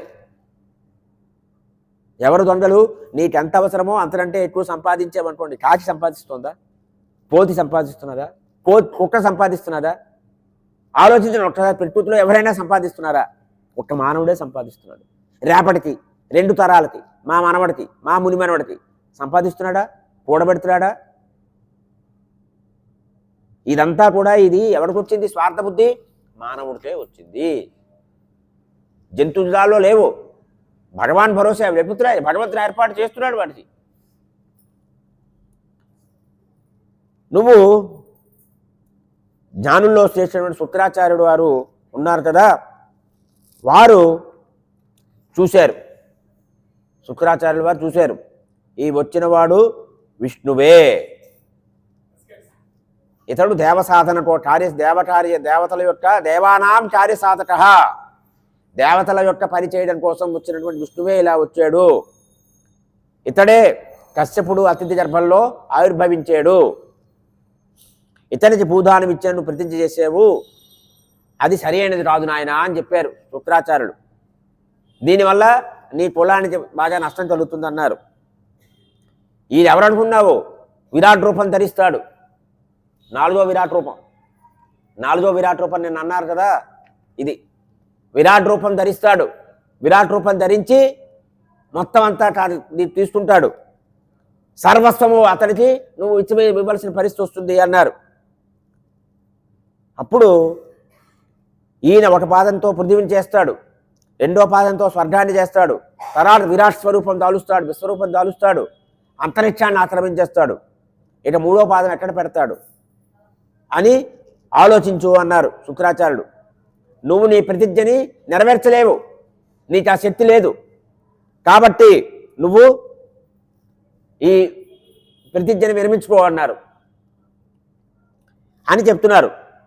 విద్వాంసుడైన వాడు ధర్మం కోసం, యశస్సు కోసం, అర్థం కోసం, కామం కోసం, తన వాళ్ళని పరిపాలించడం కోసం ధనాన్ని 5 భాగాలు చేసుకోవాలట. 5 ధనాన్ని, మనకు వచ్చిన ధనాన్ని 5 భాగాలు చేయాలి.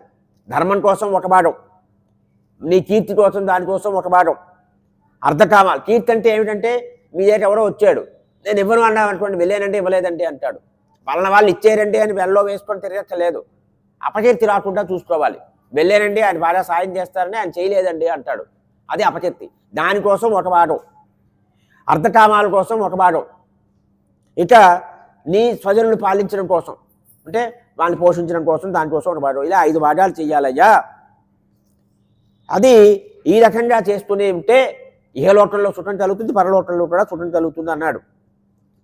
అని ఒక ఋగ్వేదంలో సూక్తున్నదయ్యా, అందులో నా అనగానే అది అసత్యం అవుతుంది అని చెప్పారు. సత్యం పుష్పఫలం అని చెప్పాడు. ఈ సత్యం కూడా కొంచెం అసత్యంలాగే ఉంటుందయ్యా ఒక సందర్భంలో అన్నాడు. కొన్ని విషయాల్లో నువ్వు అబద్ధాలు చెప్పచ్చు, స్త్రీలని వశం చేసుకోవడానికి అబద్ధం చెప్పచ్చు. ఇది శుక్రనీతి అనమాట, శుక్రాచార్య నీతిది. ఇది ధర్మబద్ధం కాదు సుమండి, ఇది చెప్పారు కాబట్టి మేము చేస్తామంటాడు. పరిహాసంలో అబద్ధం చెప్పచ్చు, వివాహాది విషయాల్లో అబద్ధం చెప్పచ్చు. వాడు చదువుకోపోయినా వాడు తాజా మంచి ఉత్తముడు అండి అంటాం, వాడు పరమ దుర్మార్గుడు. అక్కడ అబద్ధం చెప్పచ్చు. ఎవరినైనా ప్రశంసించడం కోసం చెప్పచ్చు, నీ జీవితం కోసం నువ్వు చెప్పచ్చు. ప్రాణసంకటం ఏర్పడినప్పుడు కూడా అబద్ధం చెప్పచ్చు. గోవు విషయంలో, బ్రాహ్మణుల విషయంలో చెప్పచ్చు. గోవులు బ్రాహ్మణ విషయంలో చెప్పచ్చు, ధర్మం ఒప్పుకుంటుంది. గోవు విషయంలో నువ్వు అబద్ధం చెప్పినా తప్పదు. గోవు లోపలికి వెళ్ళింది, వాడు చంపడానికి వచ్చాడు, గోవు వెళ్ళలేదు, ఇక్కడ లేదని చెప్పాలి నువ్వు.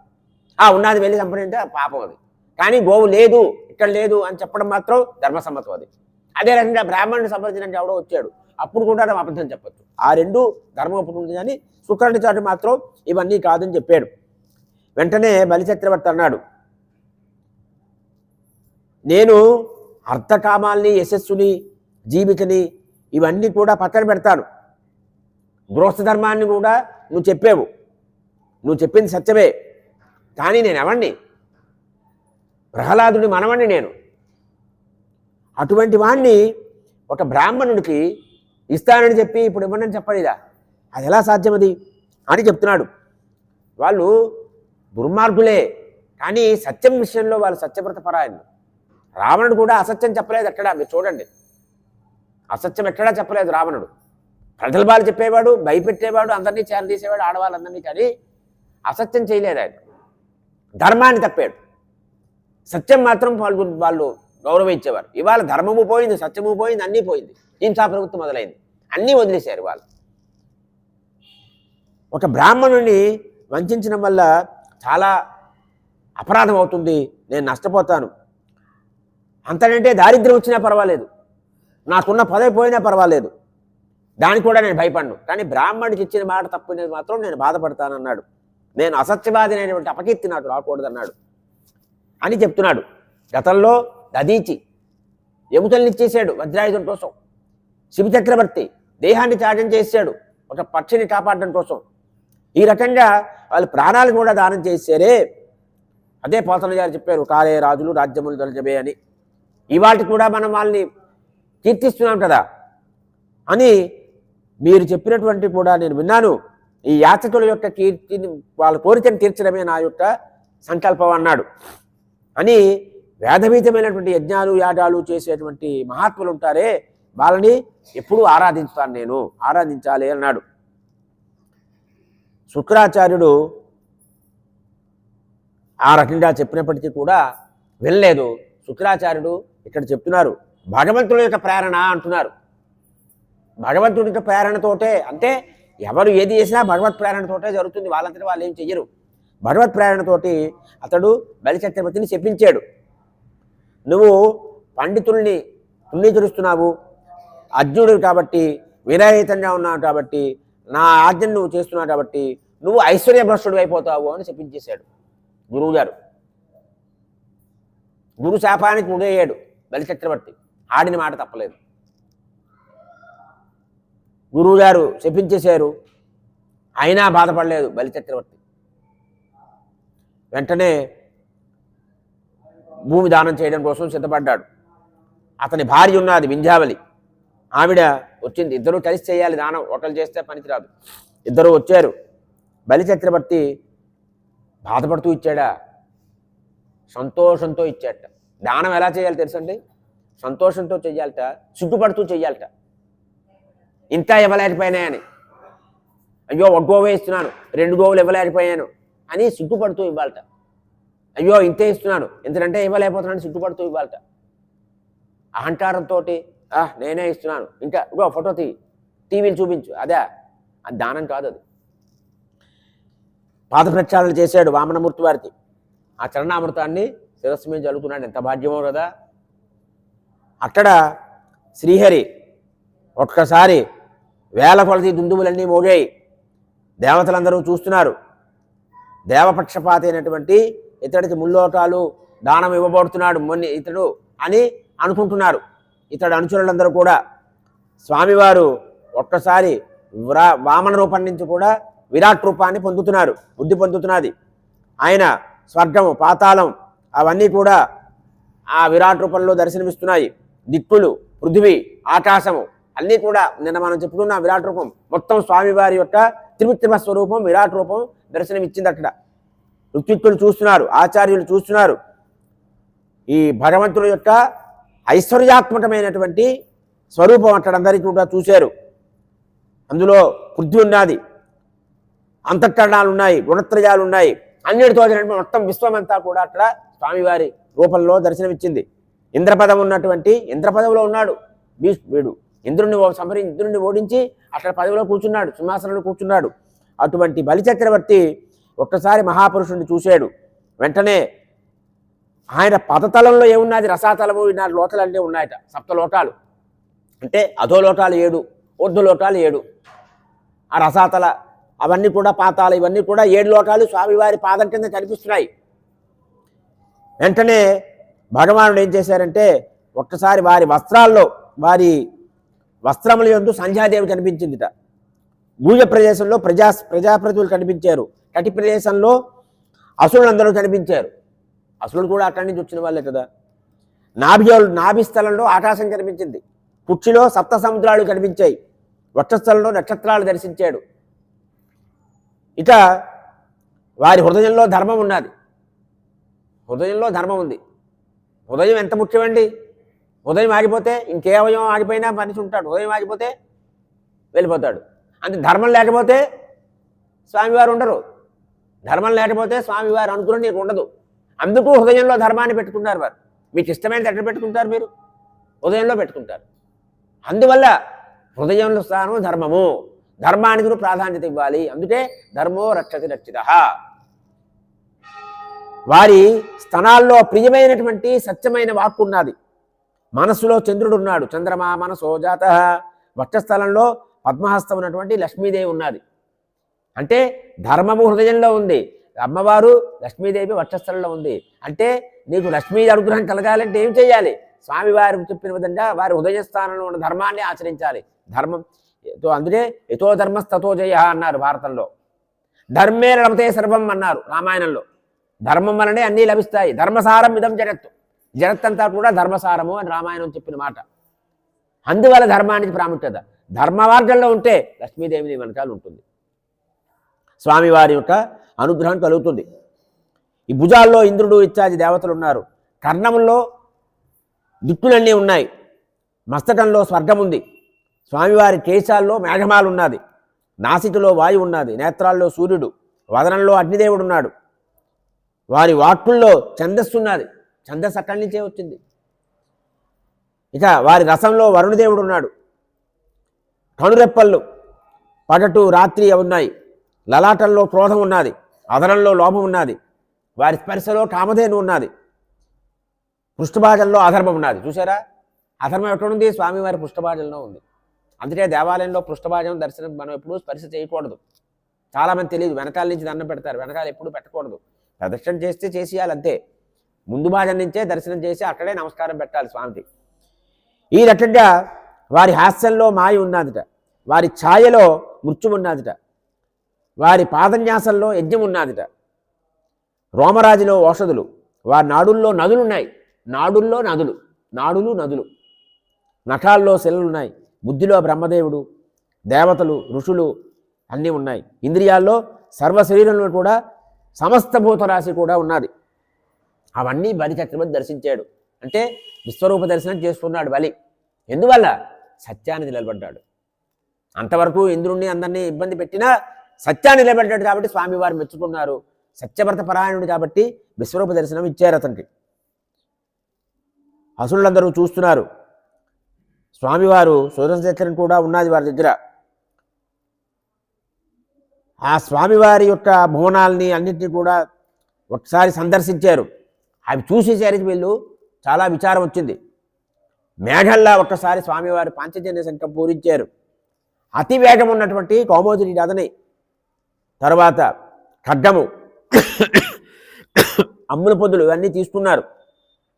వెంటనే పార్శ్వదులందరూ ఉన్నారు. వారందరూ స్వామివారిని స్తుతి చేశారు. వారు ఎవరు? అక్కడ త్రివిక్రమ భగవానుడు. జై బోలో త్రివిక్రమ భగవానికి. మొదటి పాదంతో అయింది. రెండో పాదంతో స్వర్గాన్ని ఆక్రమించారు స్వామి. ఇక మూడో పాదం ఎక్కడ పెట్టాలి ఆలోచిస్తున్నారు. ఈ బలి చక్రవర్తి చూశాడు. స్వామివారి చరణాలు సత్యలోకంలో ప్రవేశించేశాయి. వెంటనే బ్రహ్మగారు ఉన్నారు అక్కడ. బ్రహ్మగారు వచ్చారు. అతని వెనకాల ఋషులు, సనక సనందనాథులు వచ్చారు. యోగీశ్వరులందరూ వచ్చారు. స్వామివారి యొక్క ఆ పాదాలని కడిగారు కమండలంతో. అదే బ్రహ్మ కడిగిన పాదము. బ్రహ్మ కడిగిన పాదము అన్నారు అన్నమయ్య. ఆ రకంగా అక్కడ మహానుభావులందరూ ఉన్నారు. యమ నియమాలు అవన్నీ చేసేటువంటి వారు. వారందరూ కూడా అక్కడికి వచ్చారు. ఇతిహాసాలు, పురాణాలు, సంహితలు, వేదాలు, ఆయుర్వేదము, ఉపవేదము ఇటువంటివన్నీ కూడా అక్కడ దగ్ధం చేసే వాటి ద్వారా వారి కర్మల్ని దగ్ధం చేస్తున్నట్టు మహనీయులందరూ ఉన్నారు అక్కడ.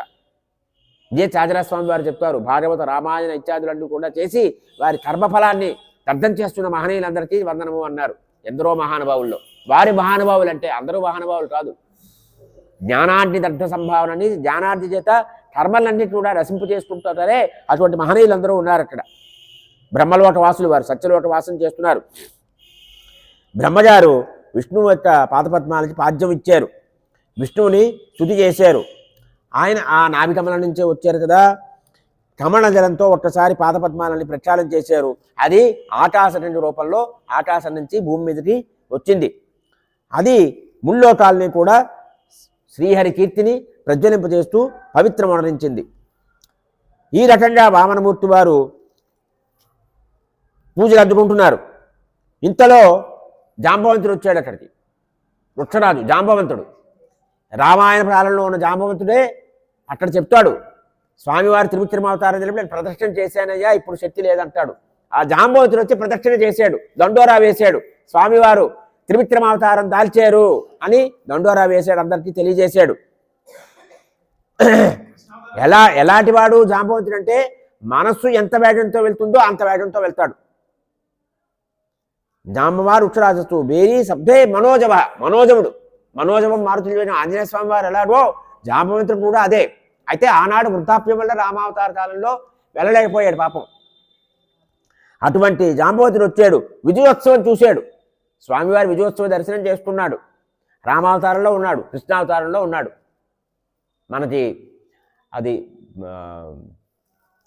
ఏమిటది సమంతరోపాఖ్యానంలో వస్తుంది ఆ కథ.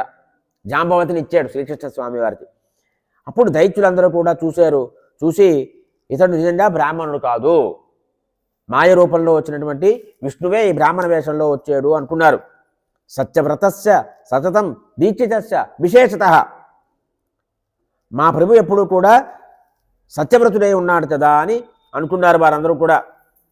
ఇప్పుడు ఈ వామన రూపుడైన విష్ణుమూర్తిని సంహరించాలి అనుకున్నారు. ఇంకా వాళ్ళకి బుద్ధి పనిచేయటం లేదు. వెంటనే స్వామివారి యొక్క అనుచరులు ఎవరైతే ఉన్నారో వాళ్ళు అస్త్రాలన్నీ కూడా ప్రయోగించి ఈ బలిచక్రవర్తి అనుచరులు ఎవరు వస్తున్నారో వాళ్ళందరినీ కూడా అక్కడి నుంచి వెళ్ళగొట్టారు.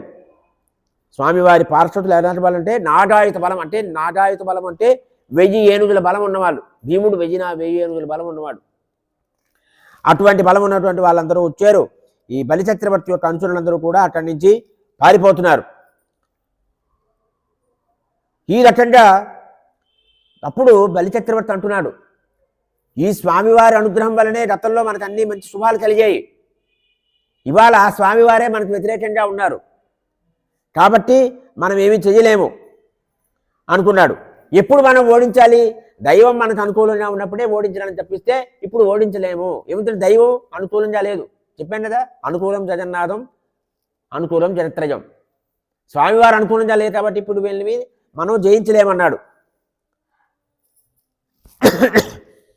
వీళ్ళందరూ కూడా ఈ స్వామివారి ఆజ్ఞ ప్రకారం పాతాళంలో ప్రవేశించేశారు. వీడి అనుచరులందరూ కూడా రాక్షసులందరినీ అక్కడ ఉండమన్నారు. స్వామివారు పాతాళంలో వెళ్ళిపోమన్నారు. మనకి మైనాటి సుందరకాండలో కూడా వస్తుంది ఈ విషయం. వెంటనే గరుత్మంతుడు ఏం చేశాడంటే ఒక వరుణ పాసంతో బలిని బంధించేశాడు. స్వామివారి ఇంగితం జరించుకున్నాడు. స్వామివారు చెప్పలేదు, ఇంగితం గ్రహించాడు. స్వామి భక్తి పరాయణుడు. బంధించగానే అందరూ కూడా ఆహాకారం చేయడం మొదలుపెట్టారు. అప్పుడు స్వామివారు అన్నారు, పదాని తీని దత్తాని భూమేర్మయ్యం ప్రయాసుర. నైనా 3 అడుగులు నేల 3 అడుగుల భూమి ఇస్తానన్నావు కదా, దాభ్యాం త్రాంత మహీ సర్వ తృతీయ ముకల్పయ. 2 అడుగులే ఇచ్చావు, ఇక 3వ అడుగు ఉంది, ఎక్కడ పెట్టమంటావు? ఇక మొత్తం ఈ భూమి అంతా కూడా నీ అధీనంలో ఉంది. సూర్యకిరణాలు ఎంతవరకు వెళ్తాయో ఆ భూమి అంతా నీ అధీనంలో ఉంది. నక్షత్రాలు చంద్రుడు ఎంతవరకు కాంతి విస్తరింపజేస్తారో అదంతా నీ అధీనంలో ఉంది. ఎక్కడైతే మేఘాలు వర్షిస్తుంటాయంతా నీ అధీనంలో ఉంది. ఇప్పుడు ఆ భూమి అంతా కూడా నా అడుగుతో వెళ్ళిపోయింది. నేను ఇప్పుడు స్వర్లోకాన్ని కూడా ఆక్రమించాను 2వ పాదంతో. ఇప్పుడు ఏమిటి? దానం ఇస్తావా, దానం ఇవ్వవా, లేదంటే పాతాళ వాసానికి వెళ్ళిపోతావా? అది శాస్త్రసమ్మతమైంది అన్నారు స్వామి. దానం ఇస్తానని చెప్పి దానం ఇవ్వకపోతే ఏమవుతుంది? నీ మనోరథం వ్యర్థమవుతుంది. అంతేనా? వాడికి నరకప్రాప్తి కలుగుతుంది. ఇస్తానని చెప్పి ఇవ్వలేదనుకోండి, ఖచ్చితంగా నరకం వెళ్తాడు వాడు.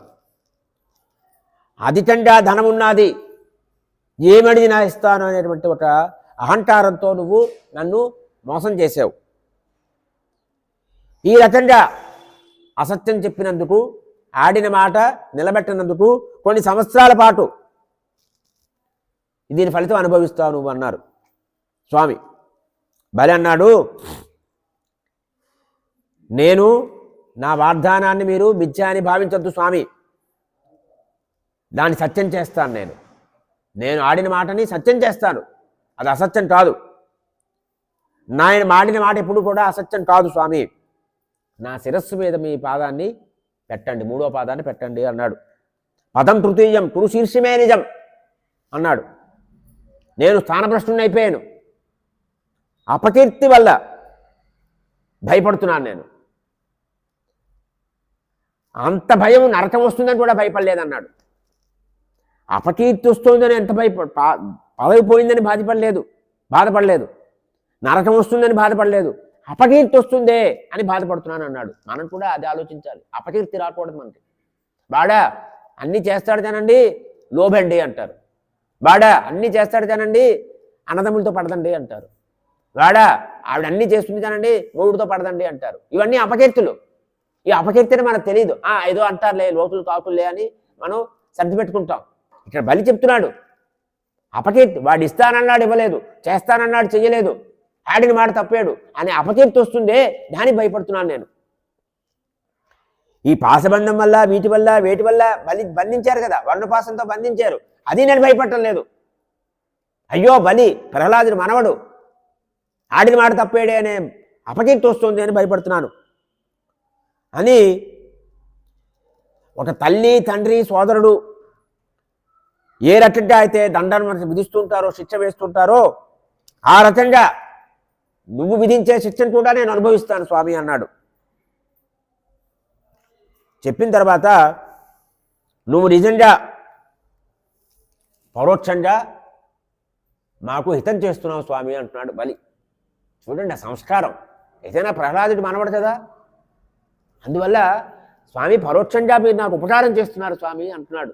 మనం కూడా అదే భావనలో ఉండాలి. ఏదైనా మనకి ఆపద కలిగితే ఏమిటో దేవుడు అన్యాయం చేశాడు అనకూడదు. స్వామి ఈ రకంగా మీరు ఉపకారం చేస్తున్నారండి అనాలి. అలా అండం అలవాటు చేసుకోవాలి. ఎందువల్లంటే మీరు శత్రు రూపంలో ఉన్నా మాకు హితం చేస్తున్నారు స్వామి. మేము అంధుణ్ణైపోయాను, కళ్ళున్నాయి కానీ శౌర్యము పరాక్రమము వీటి వల్ల అంధత్వం వచ్చేసింది. శ్రేయోమార్గం ఏది అనేది చూసుకునేటువంటి సామర్థ్యం పోయింది మాకు. అంటే ఎవరైతే అహంకారంతో గర్వంతో ఉంటారో వాళ్ళందరికీ ప్రతినిధిగా మాట్లాడుతున్నాడు బలిచక్రవర్తి. ఇక్కడ మాట గర్వం పోయేటువంటి దివ్యచక్షువుని వాళ్ళు ఇచ్చావు నువ్వు. మరి విశ్వరూపం చూశాడు కదా, విశ్వరూపం చూశాడంటే దివ్యచక్షు వచ్చింది. దివ్యచక్షు ఇచ్చి విశ్వరూపం చూపించారు. అప్పుడు తెలిసింది నేనేమీ కాదు, నా దగ్గర ఉన్న సంపద, ఈ త్రిలోకాల ఆధిపత్యం ఇవన్నీ కూడా ఎందుకు పనికిరావు, శాశ్వతం కాదు అనే విషయం తెలిసింది. మనకెప్పుడు తెలుస్తుందో అని. మా పితామహుడు ప్రహ్లాదుడు ఉన్నాడు కదా, ఆ ప్రహ్లాదుడు మీకు భక్తుడు కదా, నీకు శత్రువైనటువంటి వాళ్ళ నాన్న హిరణ్యకశిపుడు ఎన్ని బాధలు పెట్టాడు, ఎన్ని బాధలైనా పడ్డాడు, కానీ నిన్నే శరణు కోరాడు కదా మా తాతగారు ప్రహ్లాదుడు అని ఈ రకంగా చెప్పాడు. ఈ రకంగా జరుగుతున్న సమయంలో తస్యేద్ధం భాషమానస్య ప్రహ్లాదో భగవత్ప్రియ ఆదిరామ కురు శ్రేష్ఠ రాటాపతిరివోద్దిత. వెంటనే ఒక పూర్ణచంద్రుడు ఎలాగా వికసిస్తూ ఉంటాడో అలాగా ప్రహ్లాదుడు వచ్చాడు అక్కడికి. చూశాడు, స్వామివారిని చూశాడు. బలిచక్రవర్తి కూడా బంధింపబడి ఉన్నాడు పాశాలతోటి. చేతులతో నమస్కారం పెట్టే శక్తి లేదు. అందువల్ల తలతో నమస్కారం చేశాడు. ఇలాగా చేసి అధోముఖుడే ఉండిపోయాడు. ప్రహ్లాదుడు అక్కడ ఉన్నటువంటి స్వామివారిని చూశాడు. పార్షదులు అందరితో ఉన్నారు స్వామివారు. వెంటనే అన్నాడు స్వామివారు, స్వామి మీరే ఈ బలికి ఇంద్రపదవి ఇచ్చారు కదా, ఏమండి ఆయన ఇచ్చారా? ఆలోచించండి. అది మీరు ఇచ్చారంటే ఆయన ఇవ్వలేదు. కానీ వాళ్ళకు కూడా తెలుసు ఇంద్రపదవి వచ్చిందంటే, ఇంద్రుడు పరాజితుడు అయ్యాడంటే అది వీళ్ళ వల్ల కాదు, స్వామివారి అనుగ్రహం, స్వామివారి నిర్ణయం. అది నిర్ణయాధికారం ఆయనదే. ఆ విషయం తెలుసుని వీళ్ళకి. స్వామి మీరే ఇంద్రపదవి ఇచ్చారు వీటికి, ఇవాళ దాన్ని హరించారు. ఇది చాలా బాగుంది. ఎందువల్లంటే ఈ సంపద ఏం చేస్తుంది? ఆత్మమోహాన్ని కలిగిస్తుంది. సంపద ఏం కలిగిస్తుందంటే ఆత్మమోహాన్ని కలిగిస్తుంది. దాని నుండి మీరు భ్రష్టుని చేశారు. మరోడు ఏమంటాడండి, ఏమిటి స్వామి వాడెవడో తెలిసినా మా మనవడు, వాడిని ఇలా చేయడం పెట్టి వెంటనే వదిలేండి అంటాడు. అంతే కదే వాళ్ళ నాయకులు చేస్తున్నది. నాయకులు ఇది చెప్పాలి. ప్రహ్లాదుడు చెప్తే స్వామి వినరా? ప్రహ్లాదుడు చెప్పేటప్పుడు వదిలేస్తున్నాయా అని వదిలేస్తారు కదా. తాను అన్నాడా? లేదు. వాడి సరైన శిక్ష విధించారు మీరు. దీని ద్వారా ఏం చేశారంటున్నాడు?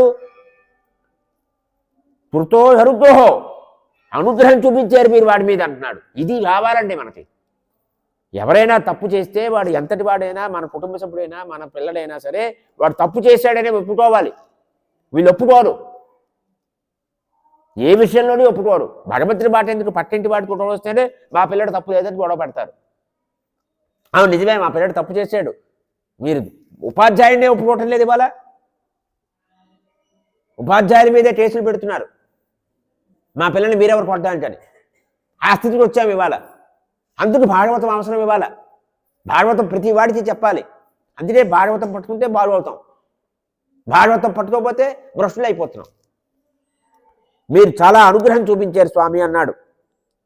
తస్మే నమస్తే జగదీశ్వరాయ వై నారాయణ అఖిల లోక సాక్షినే అన్నాడు. మొత్తం జగత్తంతటిది కూడా ఈశ్వరుడు నువ్వు స్వామి నారాయణ. నీ తత్వాన్ని ఎవరు తెలుసుకోగలరు స్వామి? అటువంటి ఎవడైతే సంపద కలుగుతుందో, సంపద కలిగినాడు ఏమవుతుంది వాడికి? జ్ఞానపదం నుంచి బయటపడతాడు. జ్ఞానపదం ఉంటుంది. ఎప్పుడైతే సంపద కలుగుతుందో ఆ జ్ఞానపదం నుంచి కింద పడిపోతాడు. అంటే ఇది జ్ఞానము, ఇది సత్యము, ఇది అసత్యము, ఇది నిత్యము, ఇది శాశ్వతము, ఇది అనిత్యము, ఇది అశాశ్వతము అనేటువంటి జ్ఞానం పోతుంది. పోవడం వల్ల మోహానికి గురవుతాడు, భ్రష్టుడైపోతాడు. అటువంటి వాడికి నీ తత్వం ఎలా తెలుస్తుంది అని అడిగాడు. బ్రహ్మదేవుడు ప్రహ్లాదుడు చెప్పిన తర్వాత స్వామివారితో అన్నారు, స్వామి ఆ బలిచక్రవర్తి భార్య కూడా అలా ఉన్నదక్కడ. పాపం పతిని చూసి బాధపడుతోంది. వరుణపాసంతో బంధింపుడే ఉన్నాడు కదా అన్నాడు. అంటే బ్రహ్మచారి కొంచెం సూచన ఇచ్చారు పాపం వింధ్యావళికి. వెంటనే వింధ్యావళి అందుకుంది, స్వామి మీరు జగత్తంతా కూడా సృష్టిస్తున్నారు. ఎందుకు సృష్టిస్తున్నారు? మీ వినోదం కోసం. మీకు ఆట ఇదంతా కూడా, మీ ఆట వస్తువులు మేమందరం కూడా. ఇక్కడ ఒక భోగబుద్ధి అనేది కూడా ప్రజలకు వస్తున్నది. భోగం అనుభవించాలి, పదవి అనుభవించాలనే బుద్ధి వస్తున్నది. పరద్రవ్యాలు కూడా మాకు కావాలనేటువంటి బుద్ధి కలుగుతున్నది. అందువల్ల అభిమానపడుతూ ఉంటారు ఇప్పుడు కూడా ప్రజలు. అయితే ఈ ముల్లోకాల్లోని కూడా సృష్టి స్థితి అన్ని కూడా కారణం నువ్వు కాబట్టి నీ ప్రీతి కోసం ఏమి చెయ్యాలి అని, ఏమి చేస్తారు అని అడిగింది. అప్పుడు బ్రహ్మచారి అన్నారు, భూత భావన భూతేశ దేవదేవ జగన్మయ ముంచేనం మృత సర్వస్వం నాయమర్రతి విగ్రహం. పరమాత్మ మీరు బలి యొక్క సర్వస్వాన్ని హరించారు. ఏమీ లేదు ఆయన దగ్గర. ఇప్పుడు మొత్తం ఆయన రాజ్యం అంతా కూడా తీసేస్తున్నారు. ఆయన అధీనంలో ఉన్నంతా తెచ్చేస్తున్నారు. వరుణపాసాల్లో బంధించారు. ఇప్పుడు ఇంకా విముక్తిని చేయండి అని కోరాడు బ్రహ్మగారు. ఇక అయిపోయింది, మీరు విధించవలసిన దండను విధించారు, ఇక ఇంత జోటిత లేదు, అతను వదిలేసేయండి అన్నారు.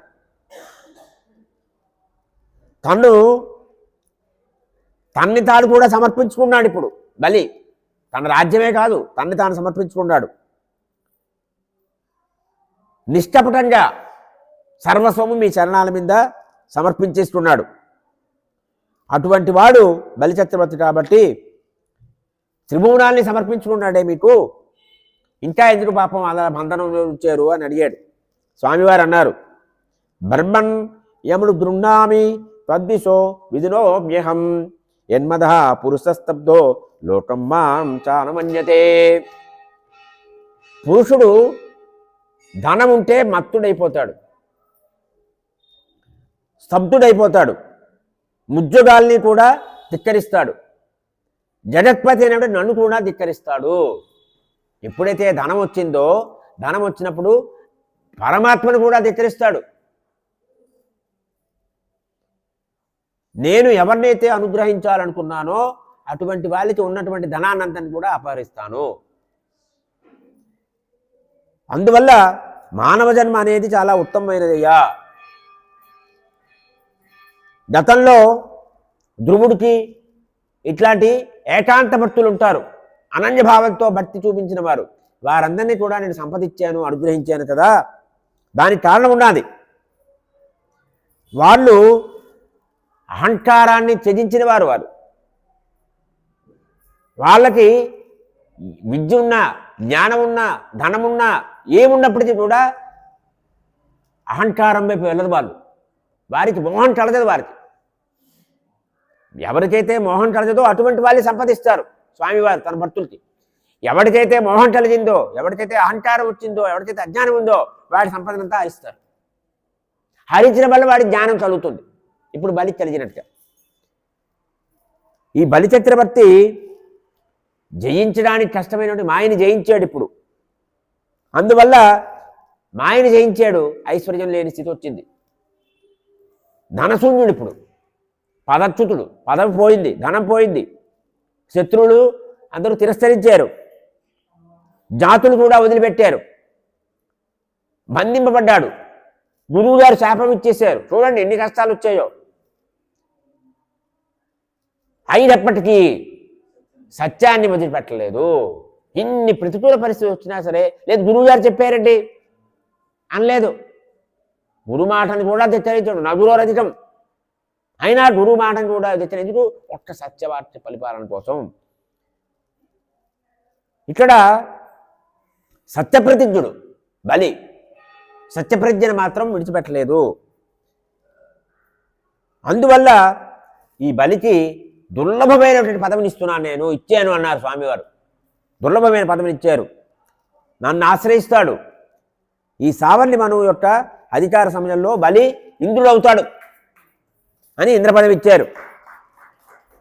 అయితే ఆ ఇంద్ర పదవి పొందే లోపల ఇతడికి నా పర్యవేక్షణ ఉంటుందన్నారు. ఇంతకంటే ఎవరు అనుగ్రహిస్తారండి? నా పర్యవేక్షణలో ఉంటాడు.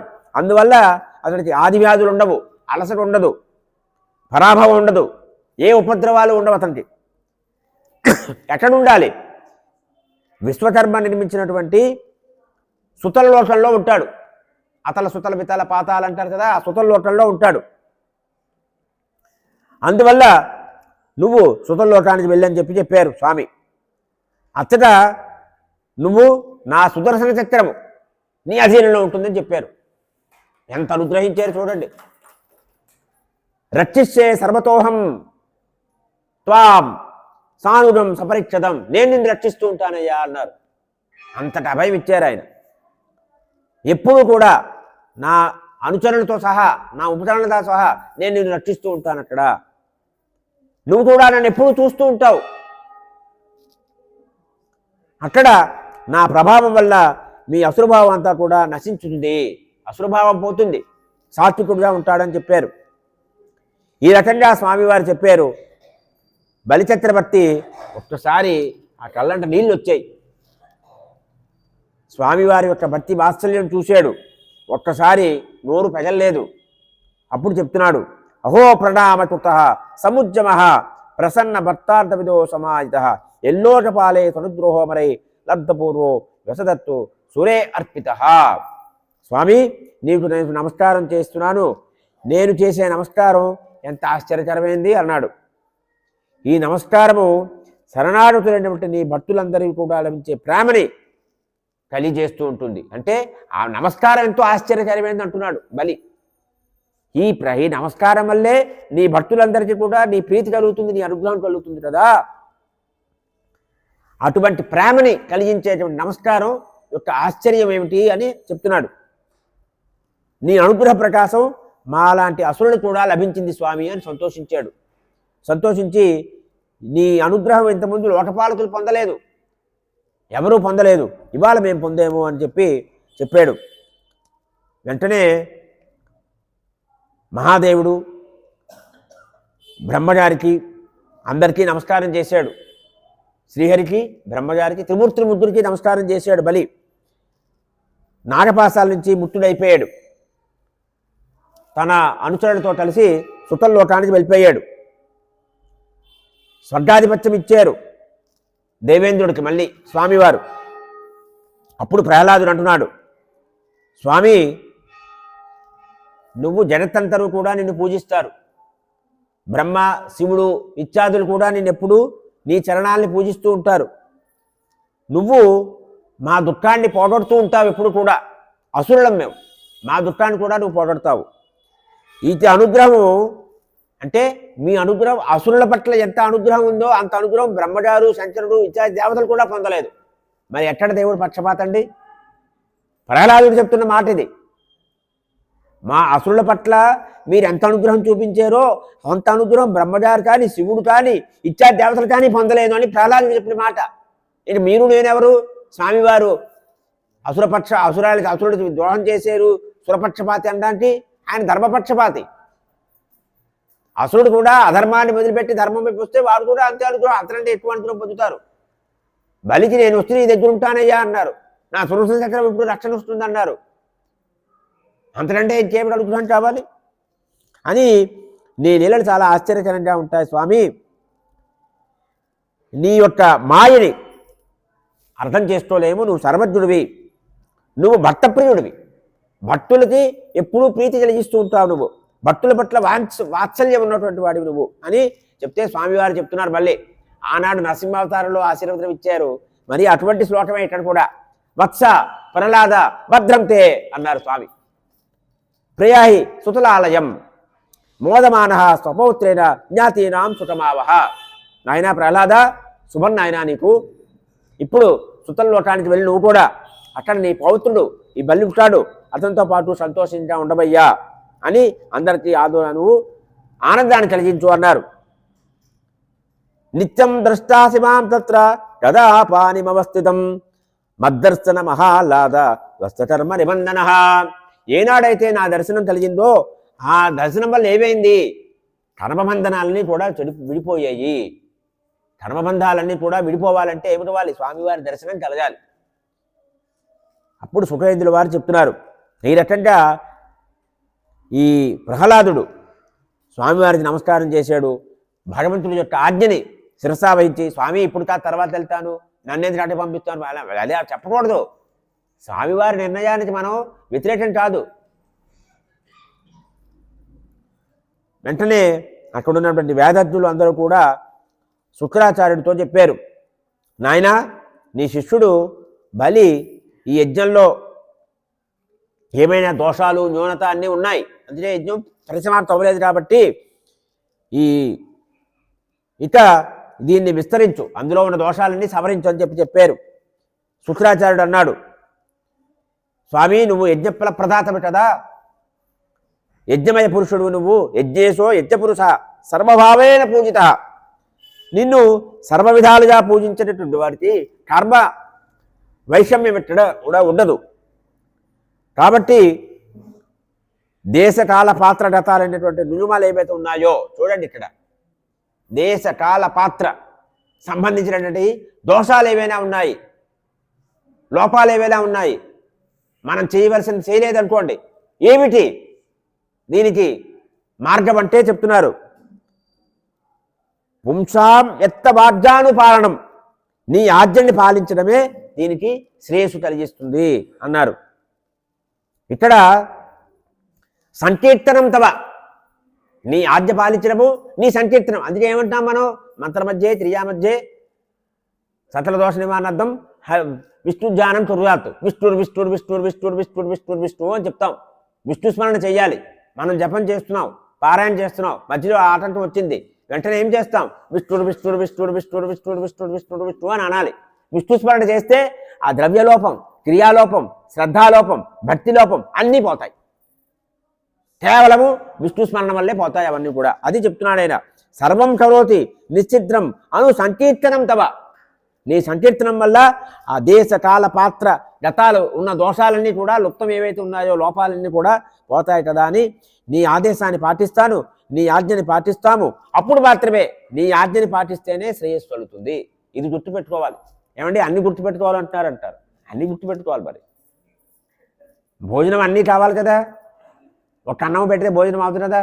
అలాగే అంటే స్వామివారి ఆజ్ఞని పాటించడమే ముఖ్యము. స్వామివారి ఆజ్ఞ ఏమిటో మనకు తెలుసు కదా. ఇవంతా స్వామివారి ఆజ్ఞే. ఎన్ని అవతారాలు ఎందుకు చెప్తున్నారు ఆయన? మన్ని సరియైన మార్గంలో పెట్టడం కోసమే ఆయన ఎన్నో ఉపదేశాలు చేశారు. రామావతారంలో చేసి చూపించారు, కృష్ణావతారంలో బోధించారు.